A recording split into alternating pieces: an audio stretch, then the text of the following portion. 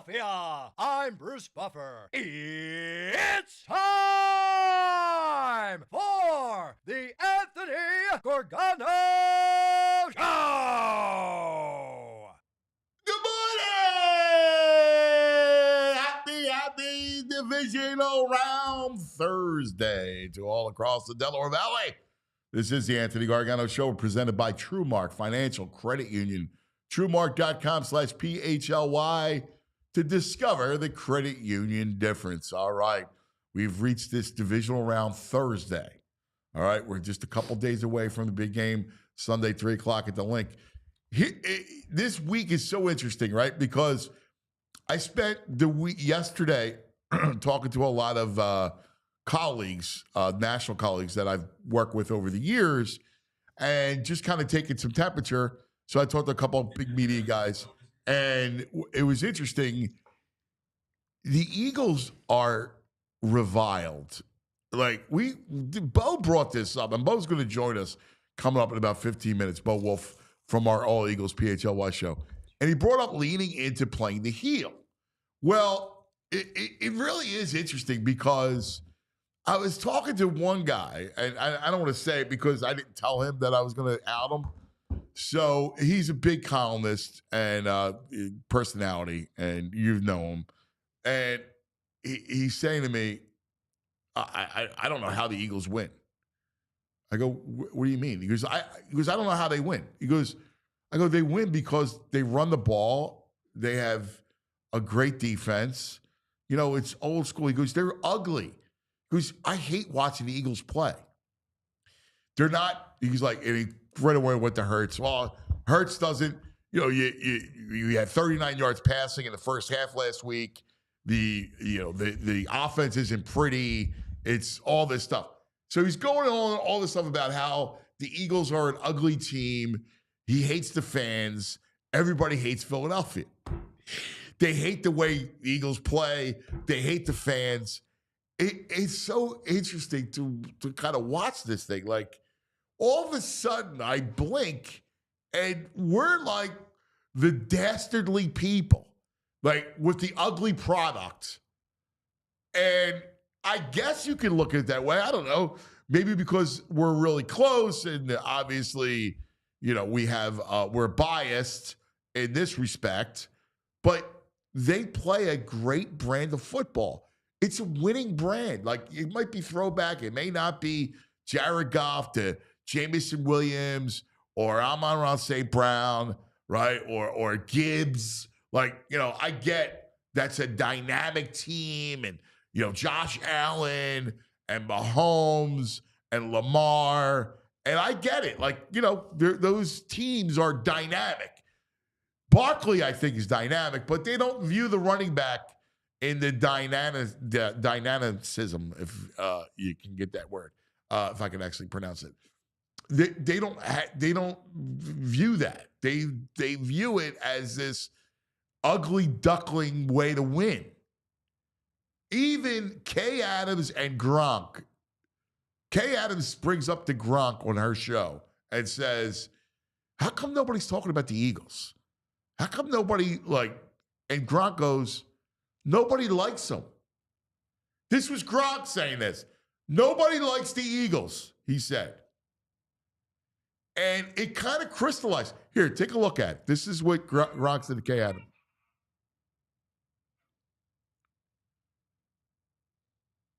Need some. Get the pass game going.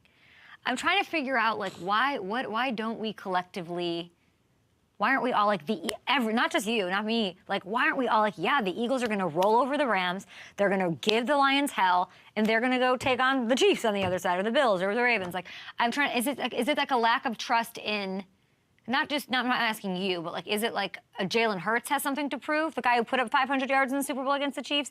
Is it because they fell off last year and nobody still has an answer why? Like, why are we is it a Sirianni thing? Like, why don't we don't question Goff like that? Is it Goff runs the ball too? I'm wondering what the like hesitation is to go full Eagles. You know, that's a good question, Yeah. Kay, and I really don't have the answer. I mean, I would probably say, you know, the Detroit Lions, are a favorable team. Everyone loves the Detroit Lions. Yeah. I don't care who you talk to, if it's a 70-year-old, if it's a kid, they're all in for the Detroit Lions. It's They're true. just like the most liked team. The Philadelphia Eagles aren't the most liked team. I can tell you that right now. When I talk to my friends, when I talk to a fan, you know, yes, Philly fans love the Eagles, but when you talk to the guys outside of Philly, oh man, they absolutely hate the Eagles. So therefore, they're coming up with any excuse to take down the Eagles, why they're not going to win. And I feel like that's why everyone's on the bandwagon for Detroit, because everyone loves Detroit. So they're finding reasons why Detroit's going to win, and they don't want to bash them.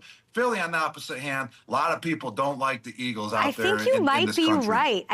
Yes, Gronk is right. They all hate us. They hate us. They were reviled.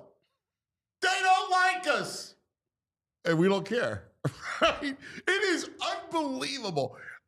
Years ago, when I was on the radio, I did this thing, how we should secede from the nation, how we should be our own entity. And I think I called it, I forget what I called it, geez, Pennsylvania? That was years ago with Glenn. But it was Pennsylvania, it was whatever. But I called it like we should have our own swath of land, right? That it goes from the western suburbs through the middle of Delaware, through South Jersey, up until about exit 8 or 9. And that like swath of land is our own country. It's our own it's our own nation. I hate to use the word nation, but it's our own country. And I went through this whole thing about having a military, and I went crazy over it. It was a fun thing, but it's true. It's true because everybody else, they hate us. We are reviled. I had this same conversation with this media guy who was like, dude, you guys are the worst. Like, really, it's what he said. You guys are the worst. You have this arrogance. You are just despicable people. And of course, he's got to throw in the creepo who harassed the Packers fan. I'm like, look what we did. We found him. Our internet sleuths found him. They castigated him. Big Dom banned him, right? So we police our own. We have a great police military way, right? Like, we have that. Like, we police our own. We don't want that kind of behavior. So we're noble. We have nobility. Yet we're hated. And the team's hated. And right off the bat, it's, Jalen stinks. The passing game stinks. They're not pretty, right? Sirianni's a blowhard. He's got no couth. He's not like the other coaches. You know what? Bo Wolf, who will join us again in just a few minutes, was absolutely right. Absolutely right. We have to lean all in. Usually these teams play us against the world. And in 2017, into the 2018 Super Bowl, it was, we're underdogs and, the whole thing. And, led by Kelsey. And it was great, right? It was great. But we were like lovable then. We're going up against Brady and the Patriots dynasty. So there was a lot of Eagle love during that period. Well, now there's none of it, right? You just heard Gronk, right? There's none of that stuff. They all hate us. So instead of the team, us against the world, I think it's us and the team, the entire region of the Delaware Valley, us against the world. They all hate us. They're going to root for the Rams. They're going to root for the Lions. You just heard that. They're going to root for either the Chiefs, the Bills. Think about this. They're certainly going to root for Buffalo or Baltimore. But even if Kansas City gets in there, the nation will root for the dynasty, which never happens, right? They're going to go, well, Andy's lovable. Mahomes is lovable. I'm tired of him, and I'm tired of Taylor Swift, but so what? We're going to root Chiefs. Anybody but the Eagles. That's what's going on. Anybody but the Eagles and their fans is what they say. So you know what? Hey, bleep them. VG, what do you got? NFL, you all notice here come the birds. It ain't nothing stopping them in this pilgrimage to New Orleans. We ready for you. Washington, Houston, y'all are cute, but you're young. This is an adult league. You out of here after this weekend. Rams Nation? I mean, the Rams family? What you all call yourselves? The Ramily? That's ridiculous. More like the Lamely. The Rams. Nah, you the Lambs. Remember Sunday night, November 24th? You probably don't, because the Birds gave you guys a beating that put your entire team in the concussion protocol.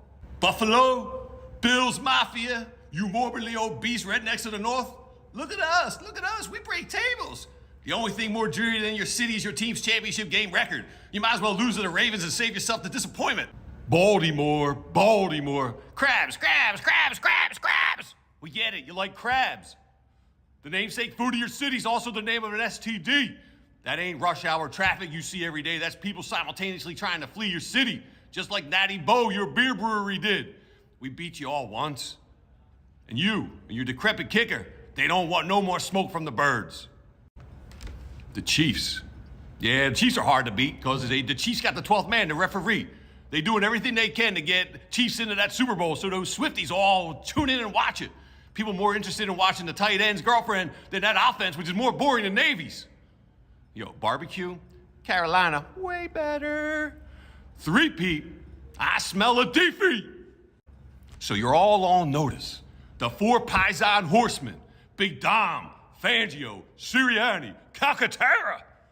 They're all coming for your lunch money. They're drinking your milkshakes, and there ain't nothing you can do but get out of their way. Woo! So I got one question for you. One question. What are you gonna do when Saquon runs all over you? Oh, my bad. I got one more question. Can you smell what the Birds are cooking? Heel Nation, brother.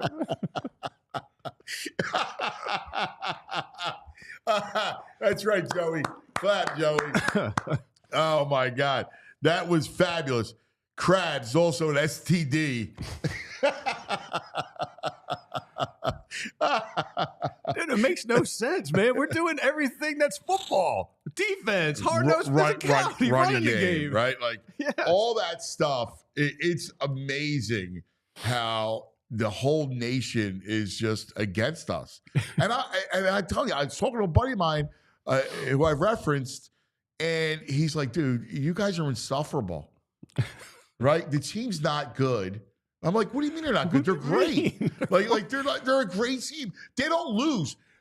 I keep going. Like, one of the things I said to him was, dude, if you look at the losses, all right? No AJ for two of them. Right. No AJ Brown, the best receiver. Yeah. And no Jalen. Jalen got hurt. Right. It's not like, what more? Like, they just don't lose. Mm-mm. And all I keep hearing is they're not good. That they're the Fugazi, that they're a paper tiger, all this stuff. And they beat the Rams. And they beat the Ravens. They beat the Steelers. They beat everybody. Right? The trouble spot in the schedule was Rams-Ravens back-to-back on the road. Yep. A Sunday night and then in Baltimore. And both games were like, the Rams game was a blowout. And even the Ravens game, like, they controlled the game. Yes. I don't. Like, all they do is win. Like, they're not going to lose on Sunday. No. They're just not. They're not going to lose on Sunday. Because they play defense, because they run the ball. They do little things. Like, the sport is built on this stuff. I know it may not be sexy, but it wins. Like, how many times I hear about the Jalen and the pass game? Like, that's the other thing. Like, everybody's got stats. Oh, when's the last time you had a quarterback, a passing game that only accounted for X amount of yards, that only accounted for X amount of yards per play? They're going to make numbers sing and dance. Like, none of it matters. It's almost like people are so caught up in the modern passing game, they like, you mock what you don't understand. Right. Like, people are like, what's happening? How can they win like this? You can't win like this. Exactly. It's no, nuts. yeah, we can. And they are. And the other part of it is they just hate us. The fans, they hate everybody. If I had $1 for everybody that said how much they hate Philadelphia fans, it's unbelievable.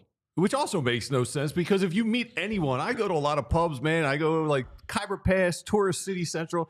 Anytime I meet someone, they're like, Philly people are so nice.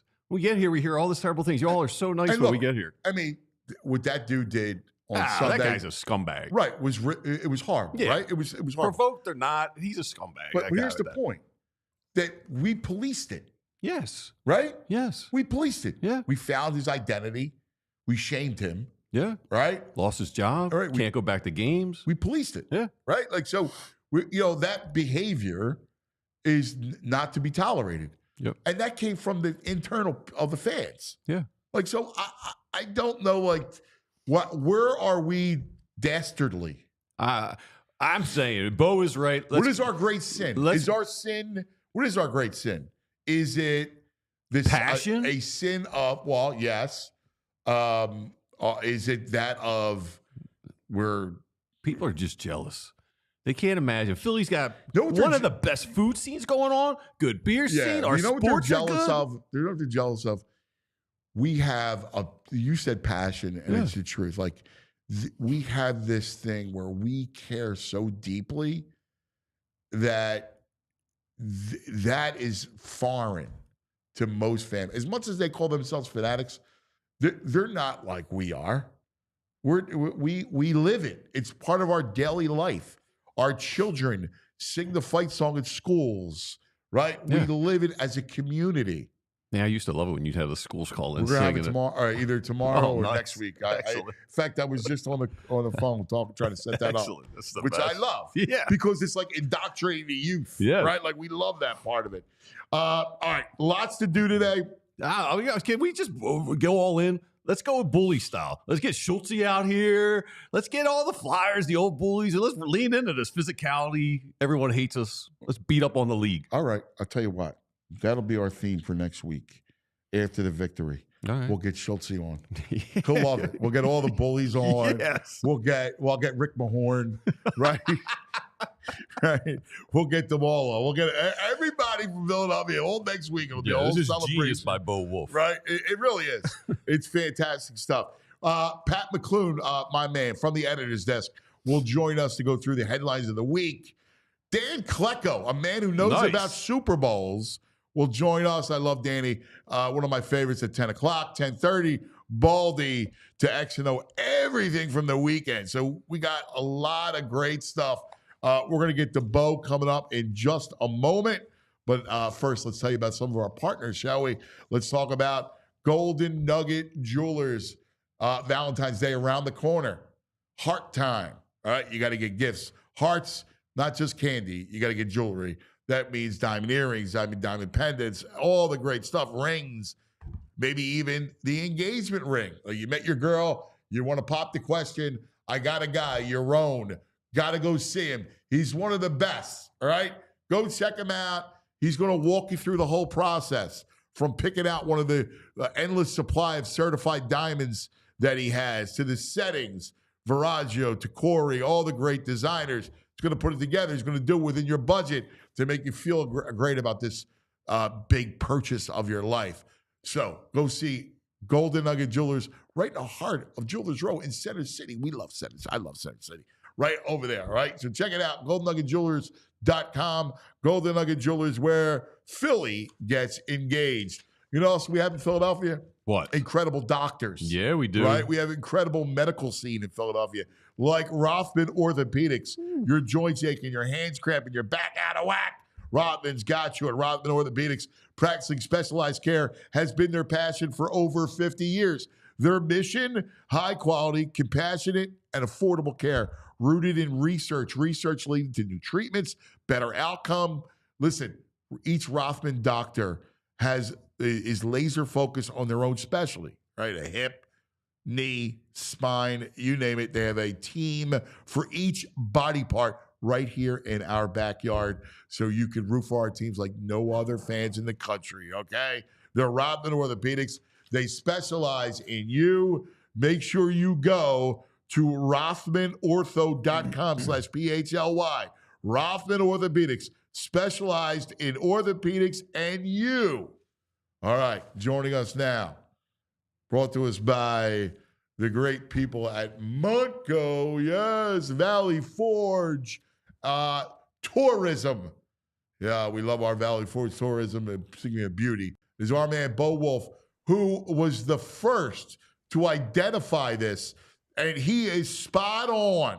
All right, you were spot on about playing the heel. Bo, I talked to a buddy of mine. You know him. Everybody knows him. Very popular media guy. I didn't tell him I was going to talk about it, so I don't want to out him. But he was ripping the Eagles fans. And I'm like, dude, like, really, come on the air. Nah, I don't deal with that nonsense. Then I got my social media is going to be flooded, blah, blah, blah. I don't want to deal with it. And they don't get how the Eagles win. They hate Sirianni. They hate Jalen Hurts. They hate the fans the most. Bo, you were right. Well, and you're going up against all of these teams who are like so rootable or like so lovable for whether it's what the Rams are going through or the Lions chasing their first Super Bowl, or if you get to the Super Bowl, the Bills or the Ravens. Like, yeah, I think there's no doubt that the Eagles are going to be the team that people are rooting against. And yeah, as Nick Sirianni is like, pimping it up and down the sidelines, and C.J. Gardner-Johnson and Jalen Carter are yelling at people. Yeah, let's puff our chest out. Let's be the bad guys. Take the reins off. I want Nick yelling at people in the stands. Like, lean all into it. Let Sirianni go be Sirianni. Let's just embrace it. This is the first. I believe that this is the only way that Sirianni has finally won over VG. Yes, I agree with this. I am all in on this, Bo, especially after hearing these people nationally talk. It's just ridiculous, the narrative they're building. It's unbelievable. And you know what the interesting thing is they don't respect the brand of football. They almost look at it like a cheat code, right? The same way they looked at the tush push, they look at the Eagles offense and how they win.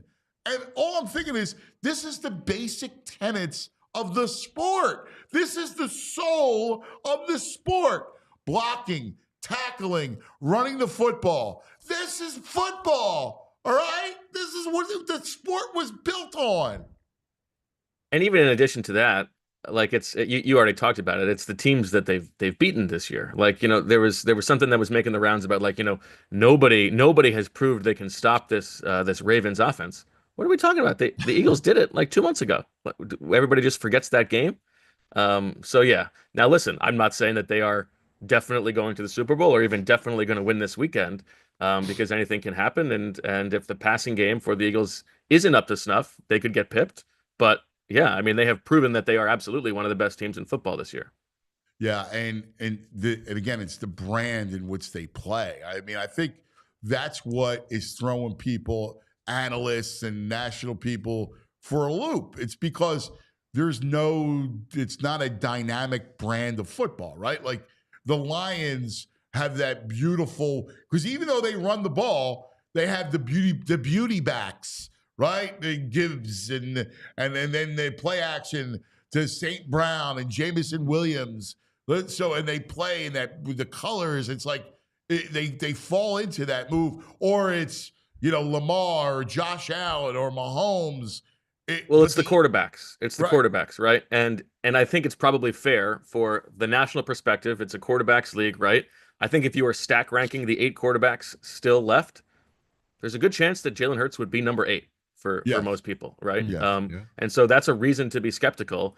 Now, obviously, they have so many stars elsewhere on the team. I think if you stacked up all of the roster, excluding the quarterback, the Eagles would be number 1, right?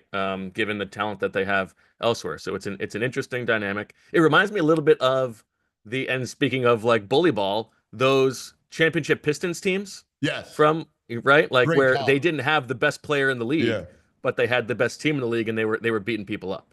Yeah, that's a great point. Or go way back, and VG brought it up earlier, Broad Street Bullies, right? Like, I mean, it's very similar in that they win with a running game, physicality of a great offensive line, and a defense that wraps and tackles. And even defensively, they're not dynamic in the sense that they don't have the edge monster that's at the big sacks. They win because they keep in front of you, right? Because they tackle. They swarm to the ball and tackle. It's a fascinating thing, man. Yes. Now, on defense, they have also been so good because there have been no weak links, right? There's nobody since Cooper DeJean went in for Avonte Maddox that opposing offenses could really like go in before as they were game planning and circle a guy and say, this is the person that we're going to expose. Now there is with Oren Burks going in for Nakobe Dean. And so it's going to be interesting to see how the defense responds to that. That Rams offense against Vic Fangio 2 months ago, they actually moved the ball really well. If you remember that, the first 2 drives of the game, remember they got into the red zone and then fumbled. About it last night. The fumble, then the touchdown. But then it was interesting because and those 2 drives, they didn't even have a third down. They moved the ball right down the field. It was super easy for them. Then there were the three and outs right in a row by the Eagles defense. They settled down and the game got out of hand. But in the second half, the Rams were moving the ball again, and so. This is going to be a really interesting matchup, and especially, we know the narrative of McVay and Fangio, and these guys have been going up against each other for a long time. But I am a little bit worried about, not worried because I think this defense is so good, and I don't think that anybody's going to run on them. But I do think that there is a chance that there are a few drives in this game where the Rams are really able to move the ball. I would worry more about the matchup if Cooper Kupp was the Cooper Kupp of the last couple of years. He does not look the same. He doesn't have the same explosiveness to get open. I mean, he was uncoverable at some point, right? But he's not that player.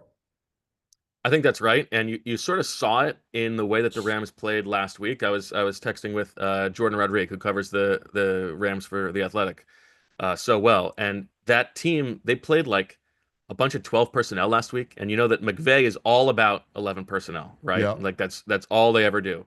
And last week it was like 50-50. It was the most that he's played 12 personnel in like 4 years. And she thinks the reason is it was twofold. One, to deal with like the unpredictability of the Brian Flores pressure, but 2, because McVay can't rely on the receivers to block in 11 personnel anymore. Like Cooper Kupp used to be a reliable blocker in addition to what he was doing as a receiver, and so that was a little bit of a part of it.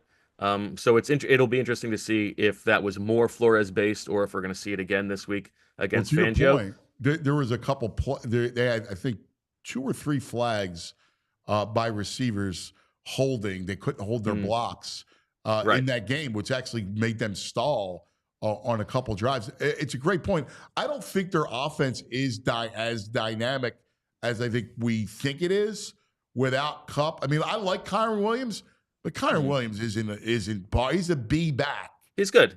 Yeah, he's good. Back. He's not great. He's not. He's not as good as Josh Jacobs, and he's not as good as Derrick Henry, who the Eagles have already shut down. Right, and so I am not super concerned about Kyron Williams. And you look around after that. DeMarcus Robinson is okay, third receiver. Higbee, I guess he's going to play.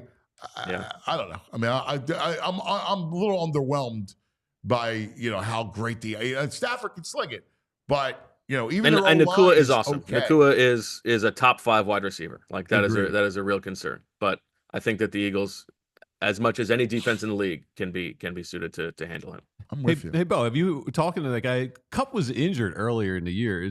Is he inferred at all that he's got a lingering injury? He's not 100% healthy. I looked at the snap count. Kupp played 55% of the snaps, though. That's not even a heavy snap count for him. That's pretty. Yeah, I think his body is just breaking down. Yeah. Yep, that's exactly right.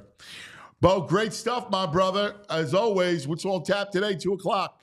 Oh, big show today. We got the 4 horsemen. We got Zach, Fran, Deniz, myself, full in the weeds preview of this matchup. Oh, I can't wait. It's probably going to be a 2-hour show today. Yeah, we'll be. It's at least going to be 2 hours. Yeah. Yeah. Go for it, baby. We'll be locked in. Great stuff as always, brother. Thank you. I love your narrative. We have embraced it, and we will carry the flag. Love it. There he is, Bo Wolf, All Eagles, PHLY. All right. Time now for the editor's desk. Nice. And our man, Pat McClune. Extra, read all about it. This just in, ladies and gentlemen, and all the ships at sea. It's time for headlines from the editor's desk with Pat McClune. There he is. What do you say, my good man? You're muted. Yep. And how to do it. They There put we the go. unmute button up there. There we go. Yeah, right?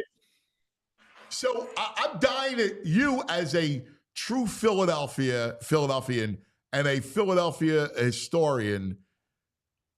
Everybody hates us, Pat. They don't respect the brand of football the Eagles play, and they hate Eagles fans. Why? Well, I don't get that at all. And frankly, Philadelphia was on a several-year run of good behavior there. But the thing with the fan, that'll set Philly back 20 more years. It's ridiculous. Yeah. You see some of these other fights in these other towns. San Francisco, they're nuts out there. And boy, that was a team when they were winning that I thought was eminently hateable. And I don't get it with this Eagles team. I mean, I get a little bit of it with Sirianni, but I don't see why people can't respect the hell out of Saquon and stuff like that. But it's interesting the way you framed it, and it's interesting that the national person felt that way. Yeah. And I even brought up, all right, when they brought up the fan, I said, well, we policed it. Like, we outed the guy. We policed it ourselves. Oh, big time. Big time. Yeah. You don't see that happening everywhere else either. No. I remember one of the baseball things, they were something, well, they're going to throw him out for the game. Throw him out for the game, lock him up, Yeah. And even the brand of football, it seems like there's a lack of respect for the Eagles brand of football. If I hear one more time about how bad the Eagles passing game is, I'm sorry, do they not? They've lost 3 times, 2 without A.J. Brown and 1 without Jalen Hurts for the most part. Yeah, it's kind of like an elitist mentality. Hurts is, of the 8 quarterbacks left, is the only one that was drafted that late. The NFL world made a gigantic mistake over Lamar Jackson, not getting him earlier, of course. But, VG's right. It should be the kind of brand of football that veteran football people really love. I mean, it's kind of elitist with some of these names and what they want to see out of these teams. But if you're looking for football at its highest level, when the Eagles are at their best, that's great stuff. I'm with you. I think it's the true form of the game. It's tackling, blocking, running the football. It's the essence. It's the core of the sport. Yep, absolutely. Totally agree. All right, buddy. Listen, I have an opening salvo for you before we get in. I wanted to say that 2 good friends of mine and a great friend of yours are getting honored tonight at the Philadelphia Sports Writers Banquet. Michael Barkan will be getting the Bill Campbell Award. And Michael, God bless him, a great friend from back to his, kind of the guy that made Daily News Live go all those years. We owe a lot to Michael. Michael was kind enough to invite me. I'll be at his table tonight. And so also Matt Breen gets the Stan Hochman Award. And I can tell you that Stan might not be happy that an Inquirer guy won the award, but he'd be happy that the guy who won the award, as he would have been last year with Keith Pompey. Matt Breen has really an idea man. Philadelphia. He didn't want to be a sports writer, Matt. He wanted to be a Philadelphia sports writer, just like you and I wanted to be in Philadelphia sports. So I'm really happy for both Michael and Matt, and I just wanted to say that. But I will let me just piggyback off you, because Michael Barkan is an ace of all aces, a great man. He does a great job. I love him. I've loved him for years and years and years. He's just he's a great guy, a great talent, and I love the fact that he's been here. Matt does great work. He does. He's to the core everything you just said. And it's why I think both of us really appreciate it. He's a terrific writer. He's got good grit. He well-deserved for those 2. Yes. Thank you. Now, the biggest every year at this banquet, the big thing is the most courageous. And the most courageous this year goes to one Charlie Manuel. And so they're honoring Charlie. And in an effort to honor both Charlie and you, if Andrew could put it up, I stumbled on something recently, and I can grab it if it doesn't go up right away. Just 1 second here. Okay. This, Anthony, is the first ever Sports Week when Daily News did Sports Week. And there's your guy, Charlie, on the cover. And I'm telling you, looking back at this, I don't think people realize what a good product this was. And not only the cover has Charlie, but the cover touts a story about Philadelphia as sports heaven by Anthony L. Gargano in the debut edition. I just wanted to show you a little Daily News lore that included you, and that everybody's happy that Charlie's been able to bat off his. There it is, sports heaven, and he's been able to take care of his health problems, and it's going to be good to see Charlie tonight too. Yeah, he's the greatest. He's the best. I freaking love that man. He's family. He's one of the greatest people ever. I love Sports Week. I do. I loved it. We had some fun. It should have worked. I mean, it should have worked. It would have worked, but it was, and we don't need to go down this rabbit hole, but it was the definition of a company that used to sit on a product, how they used to kill the Daily News. The reason it didn't work was there was no Saturday paper to go with it. Yeah. And I remember talking to, the late Bob Hall, who good man, but him saying to me, they weren't going to let us put the paper and Sports Week. And he said, Pat, you want it all. I said, well, why can't I have it all? We've been printing this Saturday paper. This is an extra product. It's right there for us. And Sports Week was shot in the foot right out of the gate because people never really looked at it for what it was. They said, I don't have a Sixers game in this paper. There was a big accident last night. There's no news in this paper. They took all the news out of it, and it was just Sports Week and the comics in the middle to whatever they could use to circulation. They literally killed it before it was started. So, it's a shame. It was a great product. I loved it. I love where I in fact profiled Charlie for Sports Week. I went and later on, yes, you did. Yeah, I spent a day with him, and I'll never forget. That wonderful day. Like I loved hanging out with him. Yeah, man. We got that's another pet project that we're going to take here at PHLY. We're going to do PHLY Live, our homage to the Daily News Live, and we're going to do the PHLY Sports Week. All right, we're in. We're going to do that. All right, people will love that. I'm down. Yes, and the whole thing came up when I was, as you know, I was with our friend Larry Platt, and I brought him the second week of Sports Week. So, thanks for that. And I just wanted to, give that shout out to Charlie, Michael, and Matt. Yeah. So here we go, Anthony. As normal, we have double eagles. We have the arena. We have the national championship game. And we have around the NFL. That's what's making headlines this week. All right, let's start with the arena. There you go. And for the arena, our headline is political basketball. And that was some way. That is not the way I had my Sunday planned out. I had all this digging in on all the preview stuff or whatever. But the next thing you know, it starts to dribble out, and then you finally see it confirmed.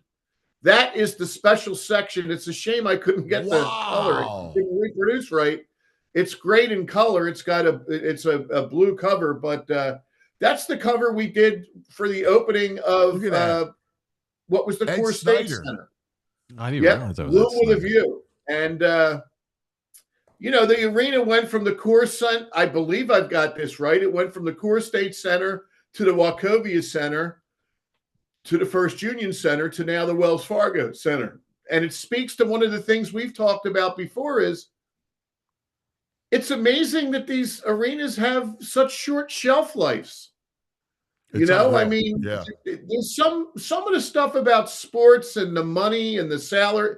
There's a decadence to it that I think is going to blow up at some time. I hate to say that, but they're going to do the arena. I think it's great that it's down there. When all this stuff was coming on, I was saying a lot, don't ever count out Dan Hilferty. I know Dan really well, and Dan was brought in to do that. And I think what ultimately happened is Dan was banging away, and then the NBA contract went down, and they said, look, we need a hammer. And I got to call the boss. And then Brian Roberts and Adam Silver got involved. And the other thing I wanted to bring up was in the early going, before I kick it to what you guys think, is some of the first reports talked about Adam Silver being involved, and some said Goodell was involved. Nobody's confirmed that, but that's really interesting. What are your thoughts? It's interesting because, what would Goodell be involved, I guess, with Josh Harris and the Commanders? I don't know why he would. I'll tell you my theory. Jeffrey Lurie, I guess.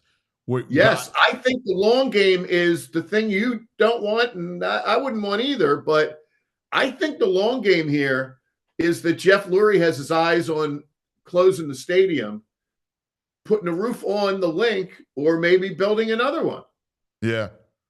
Yeah. The only thing I can think about that, and I want Philadelphia, look, I want that Philadelphia to play in weather. That's the way the game's meant to be played. That's the way this team's meant to be played, in the weather. But I do think that if you're Jeff Lurie and you're looking at things and you've been so successful and you've run your team so much better than Jerry Jones, you have to be a little bit envious of Jerry Jones, that when the absolute biggest events come, the national championship game, the Super Bowl or whatever, they get played in that stadium because he can close the roof in Dallas. Yeah. Yeah. The only thing is, first of all, the Super Bowl doesn't belong in Dallas. It doesn't belong in Indianapolis, right? It belongs in the New Orleans and Vegas and South Miami, Florida, right? LA, like those big entertainment, vacation spots. So even when the Eagles played in Jacksonville, it was too small a town for such a big event. You couldn't do it. Now, if he he does a dome, you'll get the obligatory Super Bowl. I don't know how it's going to go. I don't know the entertainment piece of it. I will say, the big time college football games and some of the bigger events, it could work. But I'm with you. I like an open air stadium. Yep. And one other thing I wanted to point out, just doing the research, is I thought I knew one, and then I looked at another. I said, we're not going to go 4 for 4, are we? All 4 sports lost their first game in their new buildings. You go back to the Core State Center, the Sixers lost to the Bucks, and the Flyers lost the game to the Panthers, both with pretty decent teams that, won a few games after that. The Phillies played an exhibition game against the Indians, but they lost the regular season opener to the Reds 4-1. Yes. And what we and all of your listeners and all the diehards remember is that first game at the rink. Yeah. Carolina, Stallone. Remember, Stallone was there again. I thought it was Tampa, but it could have been Carolina. I 17-0 loss. And they were, it was just 17-0 loss. No, you're right. It was Tampa. It dominated. It was Tampa. I'm confusing the fact they lost to Carolina in the championship game that year. Yeah, but you're right. It was Tampa. Yeah. It was they closed it and opened it. Yeah, you're spot on. Yep. How can you lose an NFC championship team to a team quarterbacked by Jake Delhomme? Come on, guys.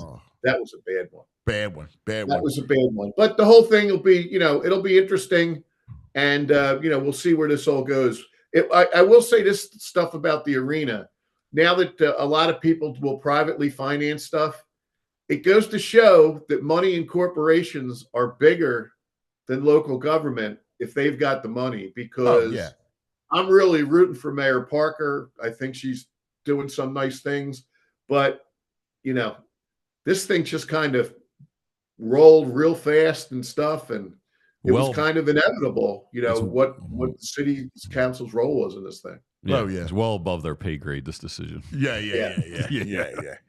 And I hope they come up with a plan, because between that and Macy's closing, I get concerned about Center City. I brought that up yesterday or the day before. I feel the same way. I'm very concerned about it. I talked to David Edelman about it. He's working on a plan for Market East. I hope they figure something out, because it needs help. And I'm with you. When these big stores, Macy's closes, there's no shopping. What's the draw to Center City, right? Especially what they're going to do in South Philly, like in the Navy Yard, and it's going to be a big time entertainment complex. What happens to Center City? And it's remember, the Coliseum is in downtown Rome. It's in the center of Rome. There you go. How about that? Was. Yeah. Yes, it is. Yeah. All right, let's go. Let's go around the NFL. Okay, around the NFL. And the headline there is Eagles need a Saturday surprise. And there's where I ask you and VG, can the can the Commanders win in Detroit? No. That brings the NFC, if the Eagles win on Sunday, that brings the NFC Championship back here. I love that kid. That's photoed right there. Yes. He is a winner. He's a brilliant quarterback. He calls all the protections. He's in charge. He does all the checks. I don't see it. I don't see it. Much as I would love to see Eagles Washington NFC title game, I just can't see it. Yeah, I tend to agree. I tend to think that the Commanders had a really good season and pulled off a playoff upset, and that's all they have for this year. We'll see if they can build on it or not. I'll tell you, when you think about some of the things that you worry about with the Eagles and their opponents, one of the things I feel good about Sunday is that if the Eagles are putting pressure on or whatever, nobody's breaking loose. I mean, Stafford might run 5 yards for a first down, but that Jaden Daniels effect, that's the kind of thing you can do everything right, and then he just escapes and you got big problems. And maybe Dan Campbell and them will run into that a little, because that defense isn't great. But, again. What it also does? It stresses your secondary to the point where you'll see some defensive holdings. Like it happened against Tampa on Sunday night, where they got caught. They looked like they were off the field. It was going to be a big stop. They got caught on a defensive holding. And it was all because Daniels extended plays. And to your point, Terrion Arnold, who was one of the big cornerbacks, it was Quinyon and Terrion Arnold from Alabama. He's a grabby corner. He's got I think 7 PIs. So that's a big deal. And who knows? I mean, you could be right that a couple big plays like that and holding, and the next thing you know, they extend drives and they take time off the clock too, Washington. Yes. Yeah. So that, it's another good weekend. I mean, nothing says NFL playoffs like the Texans having the first game on a Saturday. And I did not think they were going to beat the Harbaughs, but they did. And I think that D'Amico Ryans is a heck of a coach. He is.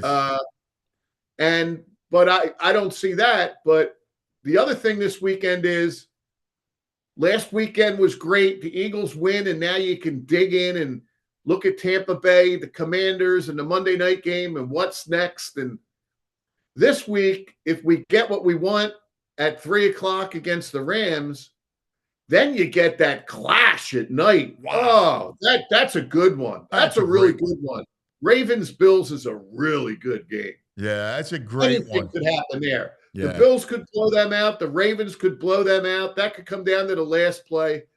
That'd be a great feeling for everyone in Philadelphia to have that win under your belt, get a little post-game action, and then go right to that and just relax. You don't care who wins. You just want to see a good football game. That's such a great point because you and I are very similar. Like you get so much enjoyment. I'll watch either way, but it takes a lot out of you. Like, God forbid something happened, the Eagles lost. It just saps the energy out of you to watch that game. And that's, if you're a fan of this sport like we all are, that's a classic must-see TV game. Right. And one quick thing around the NFL, but not on the playoffs, and I don't see it happening, but they love throwing it up there. Dion to the Cowboys, please. Yes. Please Amen, give that Pat, job to amen. Dion. Please. Yes. Just for the It's a drama double of it all. whammy. It's a double whammy. It will be such high-level entertainment if he gets that. Just see him then strutting the sidelines with the big cowboy hat on. disaster. It'd be fantastic. Absolutely fantastic. I love it. National championship game. Okay. On this one, the headline is Pluck of the Irish. And that's really what it comes down to. I love it. That's what it comes down to. Ohio State is playing the best and is the best team. They're a serious favorite for good reason. But I am praying and counting on the pluck of the Irish because that's what they've shown. That's what they've shown. And, you talk about a team, somehow the Eagles being this team that the rest of the country's against. Boy, a lot of people can get against Notre Dame, but Marcus Freeman has really put them in a different frame of mind. And I got to tell you, a great thing I saw yesterday on the internet was that Notre Dame, not only do they have Marcus Freeman, but they went from Brian Kelly to Marcus Freeman. Brian Kelly is a hate the face guy from way back. Yes. Brian Kelly's the guy that goes down to LSU and develops a Southern accent when he's talking to the crowd. Family. Brian Kelly, and here's the story. Somebody said, "Oh, this reminds me of a great Brian Kelly story." Brian Kelly was the head coach at Central Michigan. And on his staff, he had Matt LaFleur and Robert Saleh. I feel bad for the coach. I don't necessarily know how to pronounce his name. But the story goes that Brian Kelly's going to have a big party, big holiday party at his house, Central Michigan, and probably not making much money. Matt LaFleur and Robert Saleh are happy to go there to celebrate the season and a job well done. And they get there and they find out they're not guests at the party. They're workers at the party. And Brian Kelly takes two future NFL head coaches and tells them, "Guys, help everybody park the cars." Oh my God. Are you serious? I will forward the tweet to the two of you. I'm always careful about that as for the veracity of it. But Saleh was quoted in the thing. So I have to believe that's true. Oh my God. And believe me, I know from the Notre Dame fans, from you, they couldn't stand that guy. He was never took the blame. Marcus Freeman's a much more stand-up guy, and I am praying that Marcus Freeman becomes a national champion. But they're going to have to do it with the pluck, Anthony. Yeah. But then I look back to the Georgia game. In the Georgia game, they threw up the numbers of the lines, and Georgia had them by like 35, 40 pounds a man. And Notre Dame doesn't trot out any puny line, but they were really in a physical disadvantage, and they dominated Georgia physically. So, we'll see. I also want to point out that it's kind of good for college football that this is the second national championship in a row without the SEC, and the SEC's got to be seething. Oh, They'll come back with vengeance. They were in the national championship 17 of the 18 years before this 2-year period. Wow. That's wild. That is wild. Yeah, Yep, no, 2 I'm teams with you. from the northern part of the country. Yeah. Go Irish. I'm with you. Frazier's got his hat on today. A different hat. How many hats you got? got, A whole Andrew? collection of Notre Dame hats now. I have 2. You have 2 Notre Dame hats? I have 2 Notre Dame hats. When did you purchase them? This one's really old. I had it for a long time. What, like 3 weeks? No, longer than that. Probably a couple of years. No, that's awesome. That's fantastic. Go Irish, Pat. Give me Yes, sir. Yes, the sir. Eagles moment. Eagles moment. Now, the headline for this one is, do you believe and when? And the notion of this part here, Anthony, is,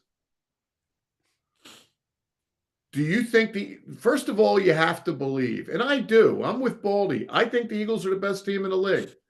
Does that mean they're going to win Sunday? No. Does that mean they're going to win the whole, no. But I certainly believe they can. But the question is when? I came up to the studios, I think in April. Me, you, VG, Andrew, and Uncle Frank picked the schedule.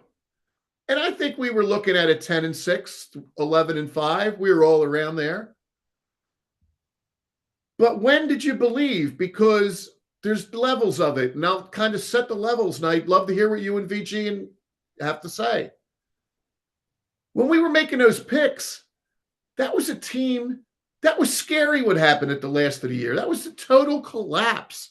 That team collapsed. They couldn't stop anybody for one drive. And you went into the season with that, and they beat Green Bay, and you knew they just had good enough personnel. You knew that Howie did a good job in the offseason, but you still had that lingering. And then the season starts off weird. Starts off 2-2. Game 4 of the season, they lose in Tampa Bay. They got their ass kicked in Tampa Bay. They were down, at one point they were losing, I think, getting that confused with the Rams game, but they were down 24-7 at the half, down. Next week is the week that the Gene starts. They beat the Browns, but, Sean Watson. To me, I was all in that somewhere in the Commanders, Rams, Ravens run. When that defense really started to take hold, and that was 3 games that we thought they'd win 1, maybe 2 of the 3. And then you move on, and you're getting real comfortable. And then there was that weird 83 passing yard blip, and AJ maybe straying from the reservation. So that's a setup of the various times. Do you believe and when is my question. It's a great question. And I'm like you. I thought that they would lose the Rams game. I thought that Rams game was a tough spot in the schedule. I think we all did. I mean, I think the Rams and Ravens. I thought going into that game, the Rams had gotten healthy, and especially when they drove the first 2 drives. They went up and down the field. The first drive was a fumble, and then the second one was a touchdown. And I remember thinking, yeah, they're probably going to lose this game. And they dominated the second half. Then I'm thinking, all right, well, let's see what they do against Baltimore. I think that's a tough spot. And I'm okay if they lose the game. And they win. And that's what I was like, wow, they're just really, really good. Like the fact that you could beat those 2 teams on the road, coming off a Sunday night victory in Baltimore. They played in a dome and then out in Baltimore and won and were pretty dominant defensively. That was the Cooper DeJean hit on King Henry, and I think that's when I believed. I think I was. Yeah, I think most people would feel that way. But how about you, VJ? I was after the Steelers game because I expected a letdown either against the Panthers or the Steelers after that run of games, and they didn't. And it just seemed like Sirianni's got them dialed in and mentally focused. So after the Steelers, they're legit. They're an elite team. They're one of the top 3 or 4 teams in football, I think, at that point. It's hard to deny. So if they can pull this off and go the whole way, it's a great story. It's a great season-long story at how this played out. And so it all comes down to Sunday in the last segment, Eagles-Rams. And the headline for that is "Play It Again, Ram." And You might have to here we explain go. that. Explain that for the people under 45, 50. Well, I can't do much of a bogey impersonation, but it has to do with the term "Play It Again, Sam," and that's Casablanca, right? Wasn't They're- expecting a Bogart reference. I love it. Yes, yes. But, I'm a believer that you almost, and then I'm going to talk about stats to tell me that are things, but you got to throw out that game against the Rams. This is another game. Certainly if the Eagles lost to this opponent in the regular season, we'd still feel that the Eagles were going to win and say that game means nothing. So you can't have it one way and not the other. So that game means nothing when it comes down to this. But there's still some things about it that I think the Eagles can run on these guys. And I think Jalen's going to have a big game. I think it's just the way it plays out. He did what he needed to do last week, and he's got one underneath his belt. And I feel good that they're going to win. I was kind of happy they beat the Vikings. Now, anybody would like to play the Vikings team that showed up on Monday. Right. But Brian Flores knows what he's doing on that defense. So I think they're going to be okay. I hate that Nakobe Dean is hurt. I hate it. He's another reason why people should have liked the Eagles. That's an undersized linebacker. I mean, he's not Sam Mills, but he's a little guy who at Georgia, I said, I would kill if the Eagles got this guy. And they got him in the third round, and it didn't look like it, but I knew it was in there, and he's just kind of like the brains and the heart. So I'm a little concerned about that. And I'm wondering, Anthony, if what you're going to see is that's going to make Fangio dabble, okay? So I don't know, but I think the Rams might be looking at a goofy thing where they get 5 linemen rushing, that there could be a couple sets where Bourne's the only linebacker on the field. Yeah.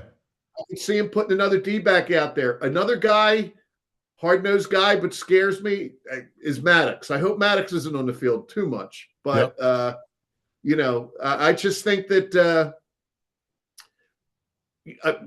I feel confident. I think they're going to win. Boy, we had the table set with the first play where you get a break.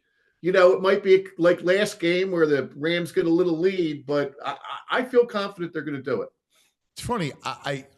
You and I kind of share a brain on this. I feel the same way. And I brought this up earlier in the week, and VG will back me up here.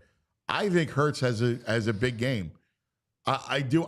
I would lean all in on RPO. I run them.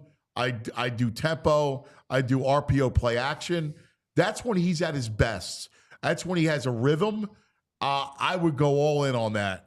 And I think that's when they're at their best. I think they will. And I think he'll have a big day. I think, he'll throw for 225 or 200, a couple touchdown passes, a couple long ones, and, give you another 50, maybe 45 on the ground. Saquon goes for $138. You can just see it. I would like to see Saquon go for that kind of number and AJ to repeat his performance earlier, 7 for 109. Yeah. That would be nice. Maybe 7 for 109 and a touchdown. Yeah. Yeah. I can see it. You and I feel the same way. I think VG does too. Look, my heart goes out to LA and the whole thing. And we've talked about that. What the Rams have to do is really difficult. It's asking a lot. It really they played is. Monday night in Arizona. Got to go back to LA. All the distractions going on. Now come all the way east and then play at noon Pacific. That's tough task. And maybe in weather. Yeah. So the colder the better. That Jack Frost will blow another 5 degrees. So let's hope that we're watching the Bills, Ravens as fans with smiles on our faces, guys. I'm with you, brother. As always, you're the best. What a beautiful segment. It's the greatest, man. We love you, buddy. Thank you. Okay. Take care. See you, Pat. There he is. He's the best. Yeah, I'm all about the dome. Pat McClune joining us coming up in just a moment. One of my favorite people who knows a lot about Super Bowls. He's a champion 3 times, right? Yeah, he's got 3 rings. 3. Yeah. He also caught a touchdown pass from Peyton Manning. Oh, nice. Yeah, yeah. Nobody better than Danny Klecko. He's going to join us coming up in just a moment. But let's talk about some of our partners, shall we? Like Parks Casino. We were there last night. Listen, I know if you were thinking about the brain, make sure that you go to Cousins Corner. Hey, Andrew, to get to Cousins Corner, what do they do? All you got to do is go onto YouTube, look up Cousins Corner, or go underneath the Anthony Gargano Show tab, and you will find it right there. Yeah, so we went through the whole game. It was another hour and a half. Oh, it was a good time. Yeah, we had a lot of fun. Parks Casino, listen, download the app. If you haven't already, you should. All the good stuff. There was a bunch of props that we went through in the game, in all the games, so you can check out that. Brad's biggest bet, the Birds. It's his biggest bet of plus, and that's like a suitcase bet, and not like a briefcase, like a Samsonite. Yeah, it's not a carry-on. No, it's a full-size checked-in bag of cash that he put on the Eagles. Right, that's what the brain does. Go to the Bet Park Sportsbook online casino. They have it all, including all the online slots. And, you name it, man.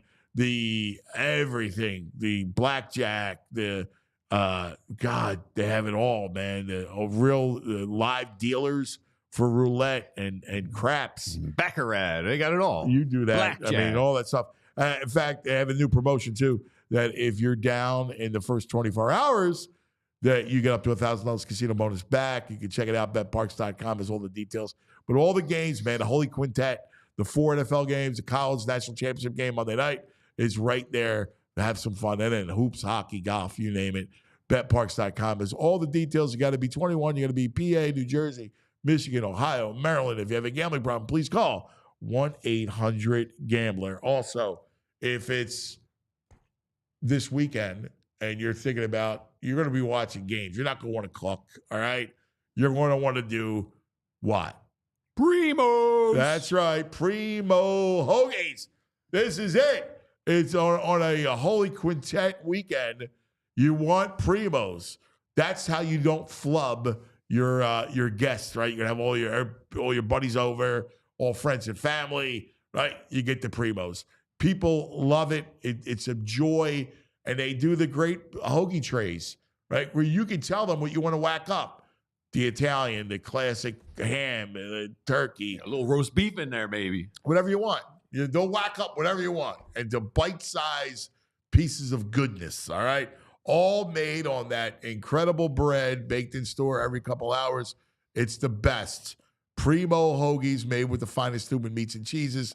The bread's everything, all right? It's just that same taste of the original Rittner Street dating back to 1992. So check it out. Primo Hoagies, that's your football food. Go to primohoagies.com.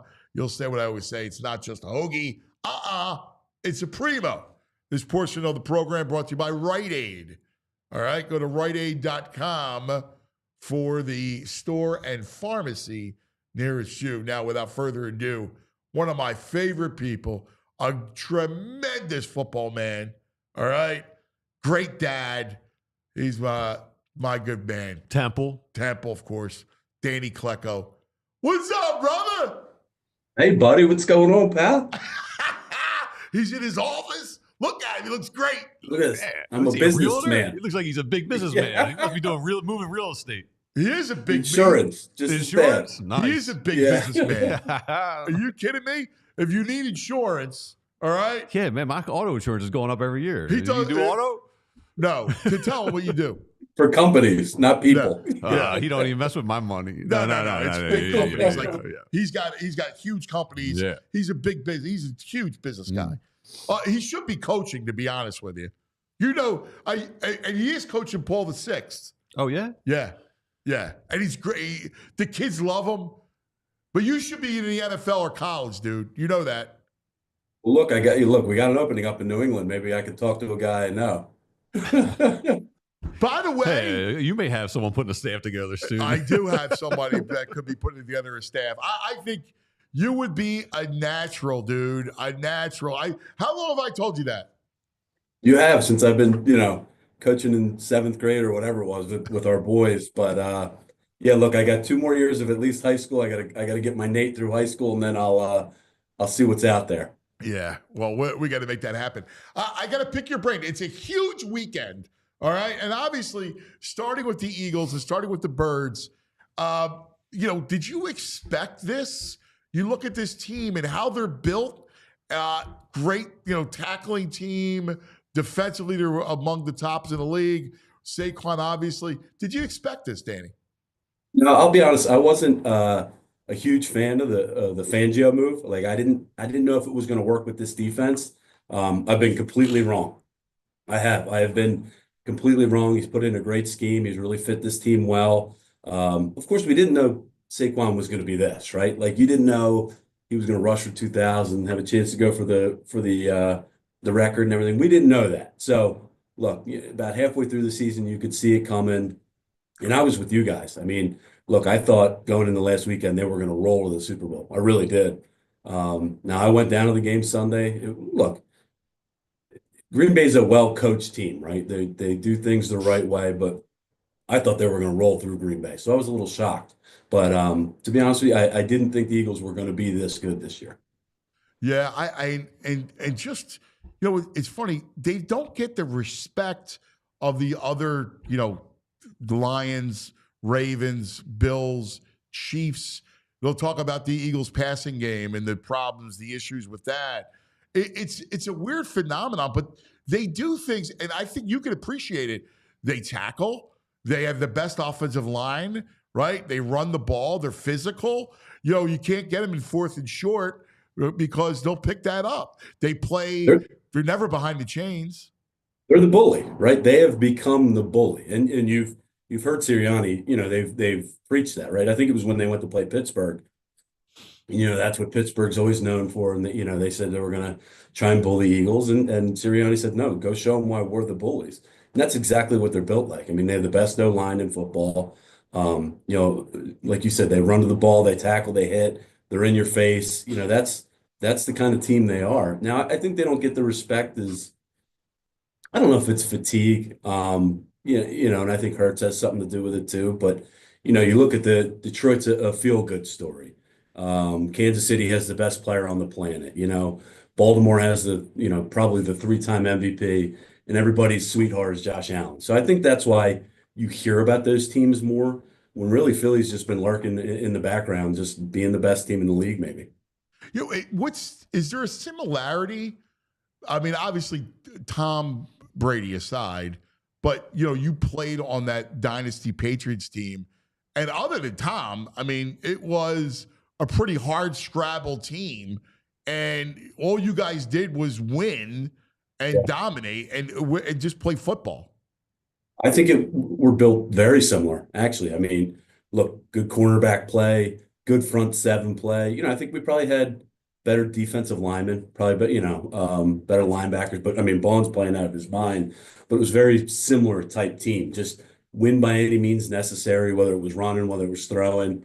Obviously, the major component there is Tommy. But other than that, it's a very similar team that when it was us, it was everybody was talking about the Colts, everybody was talking about the Titans.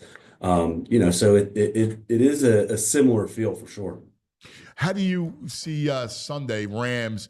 And before you get to the game itself, what the Rams have to go through, right? Having played in Phoenix on Monday night, you're back in LA late. Then you got to come east. You got weather, like we just talked about. It's a pretty arduous task. Yeah, it sucks. I mean, look, if I'm the Rams, I'm not happy we played on Monday night. Obviously, you're not happy because of the circumstances you had to go play in Arizona. I mean, obviously their minds have to be somewhere else, right? I mean, guys are losing their houses. They're in fear of losing their houses. Their neighborhoods are in devastation. Their city is torn apart. But this could galvanize the team, right? Kind of us against the world, block all outside noise out. It could. Now, again, that's a lot to overcome, right? It is. But They put it all on their backs and they beat, 14-3 Minnesota on Monday night. I mean, that was a big win, right? A lot of people didn't think they were going to pull it out because of those reasons. But hey, look, coming to the East Coast, playing in this weather. I mean, look, if I'm McVay, I'm getting them out here yesterday or today just to feel the cold, feel the weather, and get them the hell out of LA, right? Just get them out of there. Get them over here, get your team in a hotel, just thinking about nothing but football. I know it's hard, right? And like you said before in the segment before, our hearts all go out to LA, that what a horrible situation that is. But that would be my mindset. I don't know if they did that, but that's what I would be trying to do with them. Hey, Dan, you played defensive tackle in your day. How good is Jalen Carter when you watch him? Look, Jalen Carter is amazing. The only thing that pisses me off about him is he takes some plays off, right? He definitely takes some plays off. But when he wants to take a game over, you can't stop him, right? It's tough. You don't want to compare him to Aaron Donald or Chris Jones. Obviously, those are the two best D tackles in the league the last 10 years. But, I mean, that's the trajectory he's on, right? And if he keeps perfecting his game, he can just take over a game in the middle and destroy it. As a coach, is this a team that do you have kids watch it? The way they're, especially on defense, they seem really buttoned up and really fundamental the way Fangio's got them playing. Absolutely. I mean, look, Jalen Carter's a teach tape, right? When you want to put him on and say, hey, these are the things you do. The only problem is if we could all emulate it, we would. Right. It's tough to emulate just how being that big, strong, and fast. But man, he's definitely fun to watch. Hey, Danny, how do you X and O this thing, right? You see what the Rams are. They played. And when you play a team a second time, particularly a team that's not in your division, because you kind of know those division teams from over the course of the year. So you play a team a second time, and you had that with the Colts kind of going on. The Eagles beat them 37-20. How does it now come back at it? What do you glean from November 24th? And look, if I'm the Rams, especially after watching Sunday, watching the Green Bay game, I'm not going to let you do what you did last time, right? I'm not going to let Saquon rush for 250 and take over the game. I'm just not going to let it happen. I'm going to make Jalen Hurts beat me. That's what I'm going to do. I mean, he didn't have a great game. I know some people pointed to what the passing game looked like and the routes and all, but he didn't have a good game. He didn't look good. He didn't look comfortable, whether it's Russ or not. Look, it's tough to have that excuse for a guy that's played in a Super Bowl, in national championship games. Look, for me, that's a tough excuse, right? That doesn't fly with me. You've been in this moment before. You know how to prepare. It's week 25 of the season. I mean, are you really that rusty or are you rested, right? That's the way I look at it. So I'm putting it all on him, right? And look, LA can rush the passer. Now, Philadelphia's offensive line, much better than Minnesota's. I'll give them that. So it's not going to be, the furious pass rush I think we saw on Monday night, but they can get after the passer. Yeah. They got young guys that, don't even know what they don't know, right? They don't care. So they're going to come after Jalen Hurts. That would be the way I make it. I put 8 in the box. I'd come with exotic blitzes and I'd make Jalen Hurts try to beat me. What's your read on Hurts and the passing game? Again, you got a great offensive line, you got an elite running back, and you got 2 great receivers and a tight end. What do you think? Is it, hey, they've put a harness on Jalen and kind of got into him where, hey, you don't turn the ball over? What are you seeing from the quarterback play? Look, I think that's definitely a good point, right? It's just like, hey, just do what we got to do to win. And I think he's great at doing that. I mean, you saw when A.J. Brown said, we got to give it better passing. Next week, they came out and they did what they wanted in the passing game, right? I definitely think, I don't know if it's a governor on him or whatever, but I think, look, he's great at putting his ego away and just saying, hey, how do we win the game? Let's go win the game. I think he's a very good quarterback, obviously. I mean, the guy does nothing but win in the NFL. That's tough. At times, does it look great? No, but that's okay, right? As long as the guys are following him and he's leading them to wins, who cares how it looks? But there's definitely something with him in some games where, and I'm not professing to be some quarterback guru or played quarterback in the league and I could break it down to a T, but there's definitely something there where some games he's just not on. Yeah.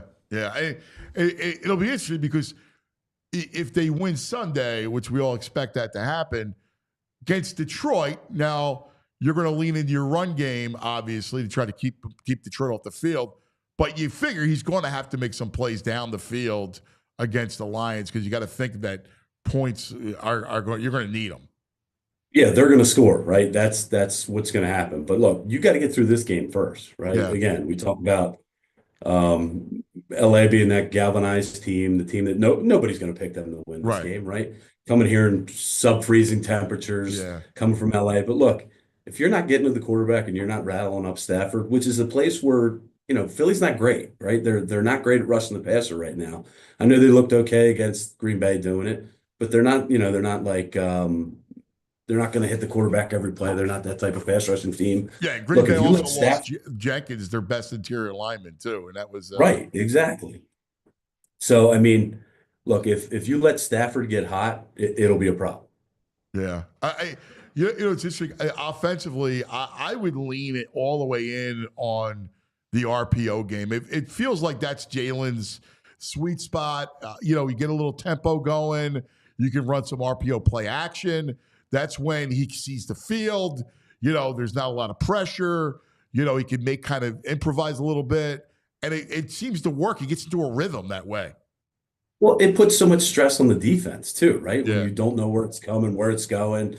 You have the RPO. That just puts so much emphasis on the defense to be perfect on every single play.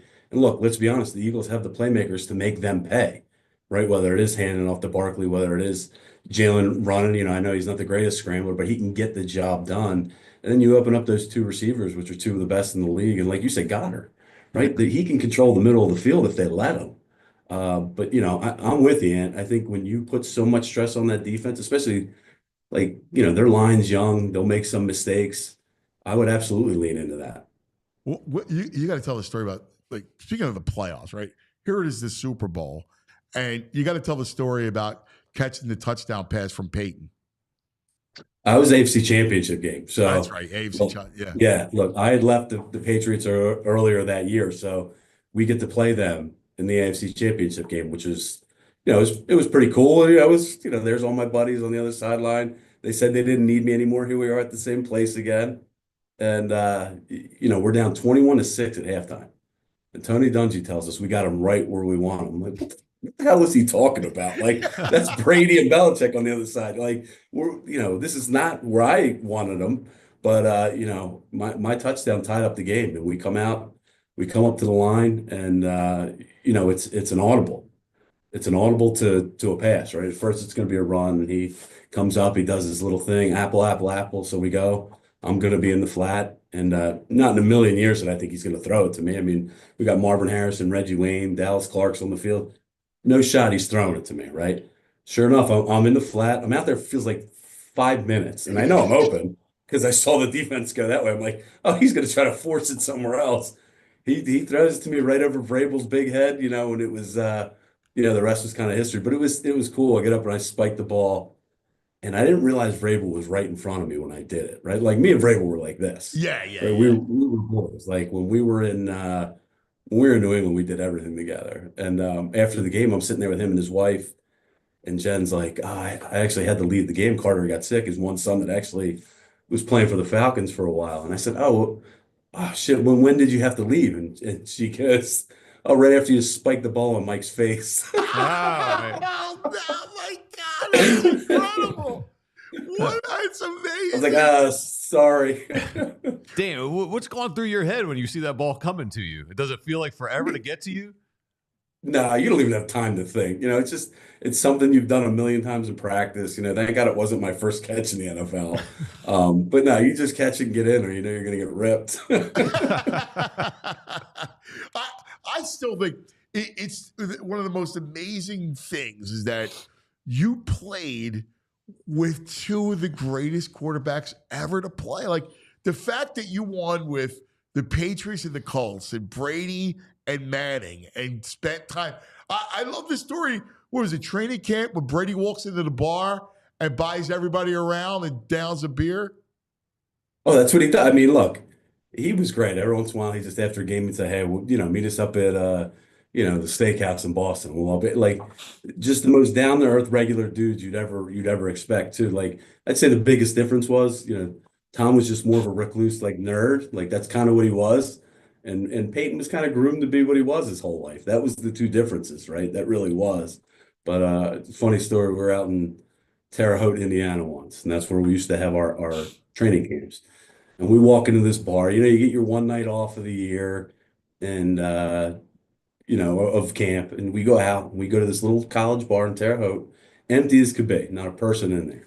So it's the whole team basically. 20 minutes later, the place is packed, right? Because obviously Peyton's in there. Everybody wants to come in and see him. So, we're all like, drinking, having a good time. And Peyton looks at me, he goes, Kleck, tell everybody no more pictures. I'm like, what am I, your bodyguard? I'm like, you go tell them no more pictures. Get the hell out of here. It's my night off too, pal. Like, get the hell out of here. Hey, Dave, did you have the foresight to get a lot of memorabilia signed by those two guys? It's fun, like I didn't, because when you're in the locker room, like you don't want to bother guys, right? Like every once in a while, like it was cool when you went to the Super Bowl. There'd be a day where you'd all sit in a room and you'd have balls and you'd have posters and stuff, and you just sign it and pass it till you got yours back. So I have stuff like that, but like never did I think, get a Brady jersey signed or get a Peyton jersey signed. It's because you didn't want to be that guy in the locker room bothering. Now there was guys that did it for sure. Like I remember once I stole like a pair of Marvin Harrison's cleats. It's like they were his. They were designed to him. They were Jordans. Like it's not like now where everybody wears Jordans. They were just his. So like I would steal his cleats, or I would, we'd take everybody's stuff, or on like sweatshirts and stuff with our numbers on them. But other than that, it was like you didn't want to be that guy. Like, hey, can I get a jersey? You can't do that. Hey, how's Nate? So Danny's got a beautiful family with his boys. Thanks, buddy. And I'm so proud of it. And how's Nate doing? Nate's a hell of a player, man. What position? Guy, tell him all about Nate. D-tackle. So he plays. He plays running back, DN. Look, in the second level, if he's going to get a chance to play, it's going to be a running back. But he had a good year. I mean, look, we over at PVI over in Haddonfield, we built a good little thing up over there, and. But I think we went 8-3 this year. We lost to DePaul, who was number 2 in the state, and I think they had their commits were their running back was going to Notre Dame, the receiver was going to Notre Dame, Plaxico Burris' son, and the other one was going to Ohio State, and their whole line was committed to West Virginia and Penn State. So it was, it's fun to go play those teams and see some talent. But Nate held his own. He did good, but he works hard, and he does a good job, and. Your boys gave it to us down there in Augs, though. We couldn't get him out of the backfield. They got that big D tackle and that D Nick. Yeah, well, he's going. We couldn't get him out of the backfield. He can go anywhere now. That kid, that D tackle's going. Yeah, he'll be playing in a big program. How what's funny? Nate reminds me of Scatterbo, the kid from Arizona State, man. Somebody else said that to me. Yeah, I was like, I think Nate can be that. My favorite thing about Nate is, look, he's just a tough runner, right? He's got good patience. He hits the hole. He's fast. He's not like he's not running the 40 and 4.2, but he can run. But he's just tough in between the tackles. But my favorite part about Nate is he's like Barry Sanders, man. When it's over, when he scores a touchdown, when he gets a nice run on a first down, here's the ball, ref. Here's the ball, and look. Of course, I've always taught him that. Like. Don't be a jerk. Just give the ball back, But it's kind of on his own. He's just very calm, cool, collected, and he doesn't talk a lot of trash out there. He just plays the game and does a good job. Danny's such a great coach. Like watching the interaction of he teaches. Like a lot of kids, a lot of youth coaches and stuff. Listen, they don't have the knowledge that he does. And what you do is you're a great teacher. I mean, you teach. Thanks, buddy. You really do. You do such a great job with it. Hey, last thing. Anywhere else around the league, like you see Baltimore, Buffalo, how do you see that game? You still think Detroit, could Washington scare Detroit? How do you see the rest of the playoffs? I mean, look, it's the biggest question in Detroit is do their injuries finally catch up to them, right? I think they can get past Washington. I do. I don't know if they can deal with Philadelphia, though. I don't know if they can deal with Philly and just, like I said, just running at them. I don't know if that D-line can hold up with them. As for Baltimore, Buffalo, good luck picking that game. Yeah. I mean, that's a coin flip, right? I mean, both those quarterbacks are dying to get to the championship game. You would say on paper, Baltimore's obviously the better team. but going up to Buffalo, playing Josh Allen, who's playing great football. I mean, as he always does. But I imagine that team's got to be hungry for him, right? And I think that game is a coin flip as it gets, man. I really do. I know Baltimore's favorite up there, which to me tells you a lot. Vegas doesn't get it wrong a lot.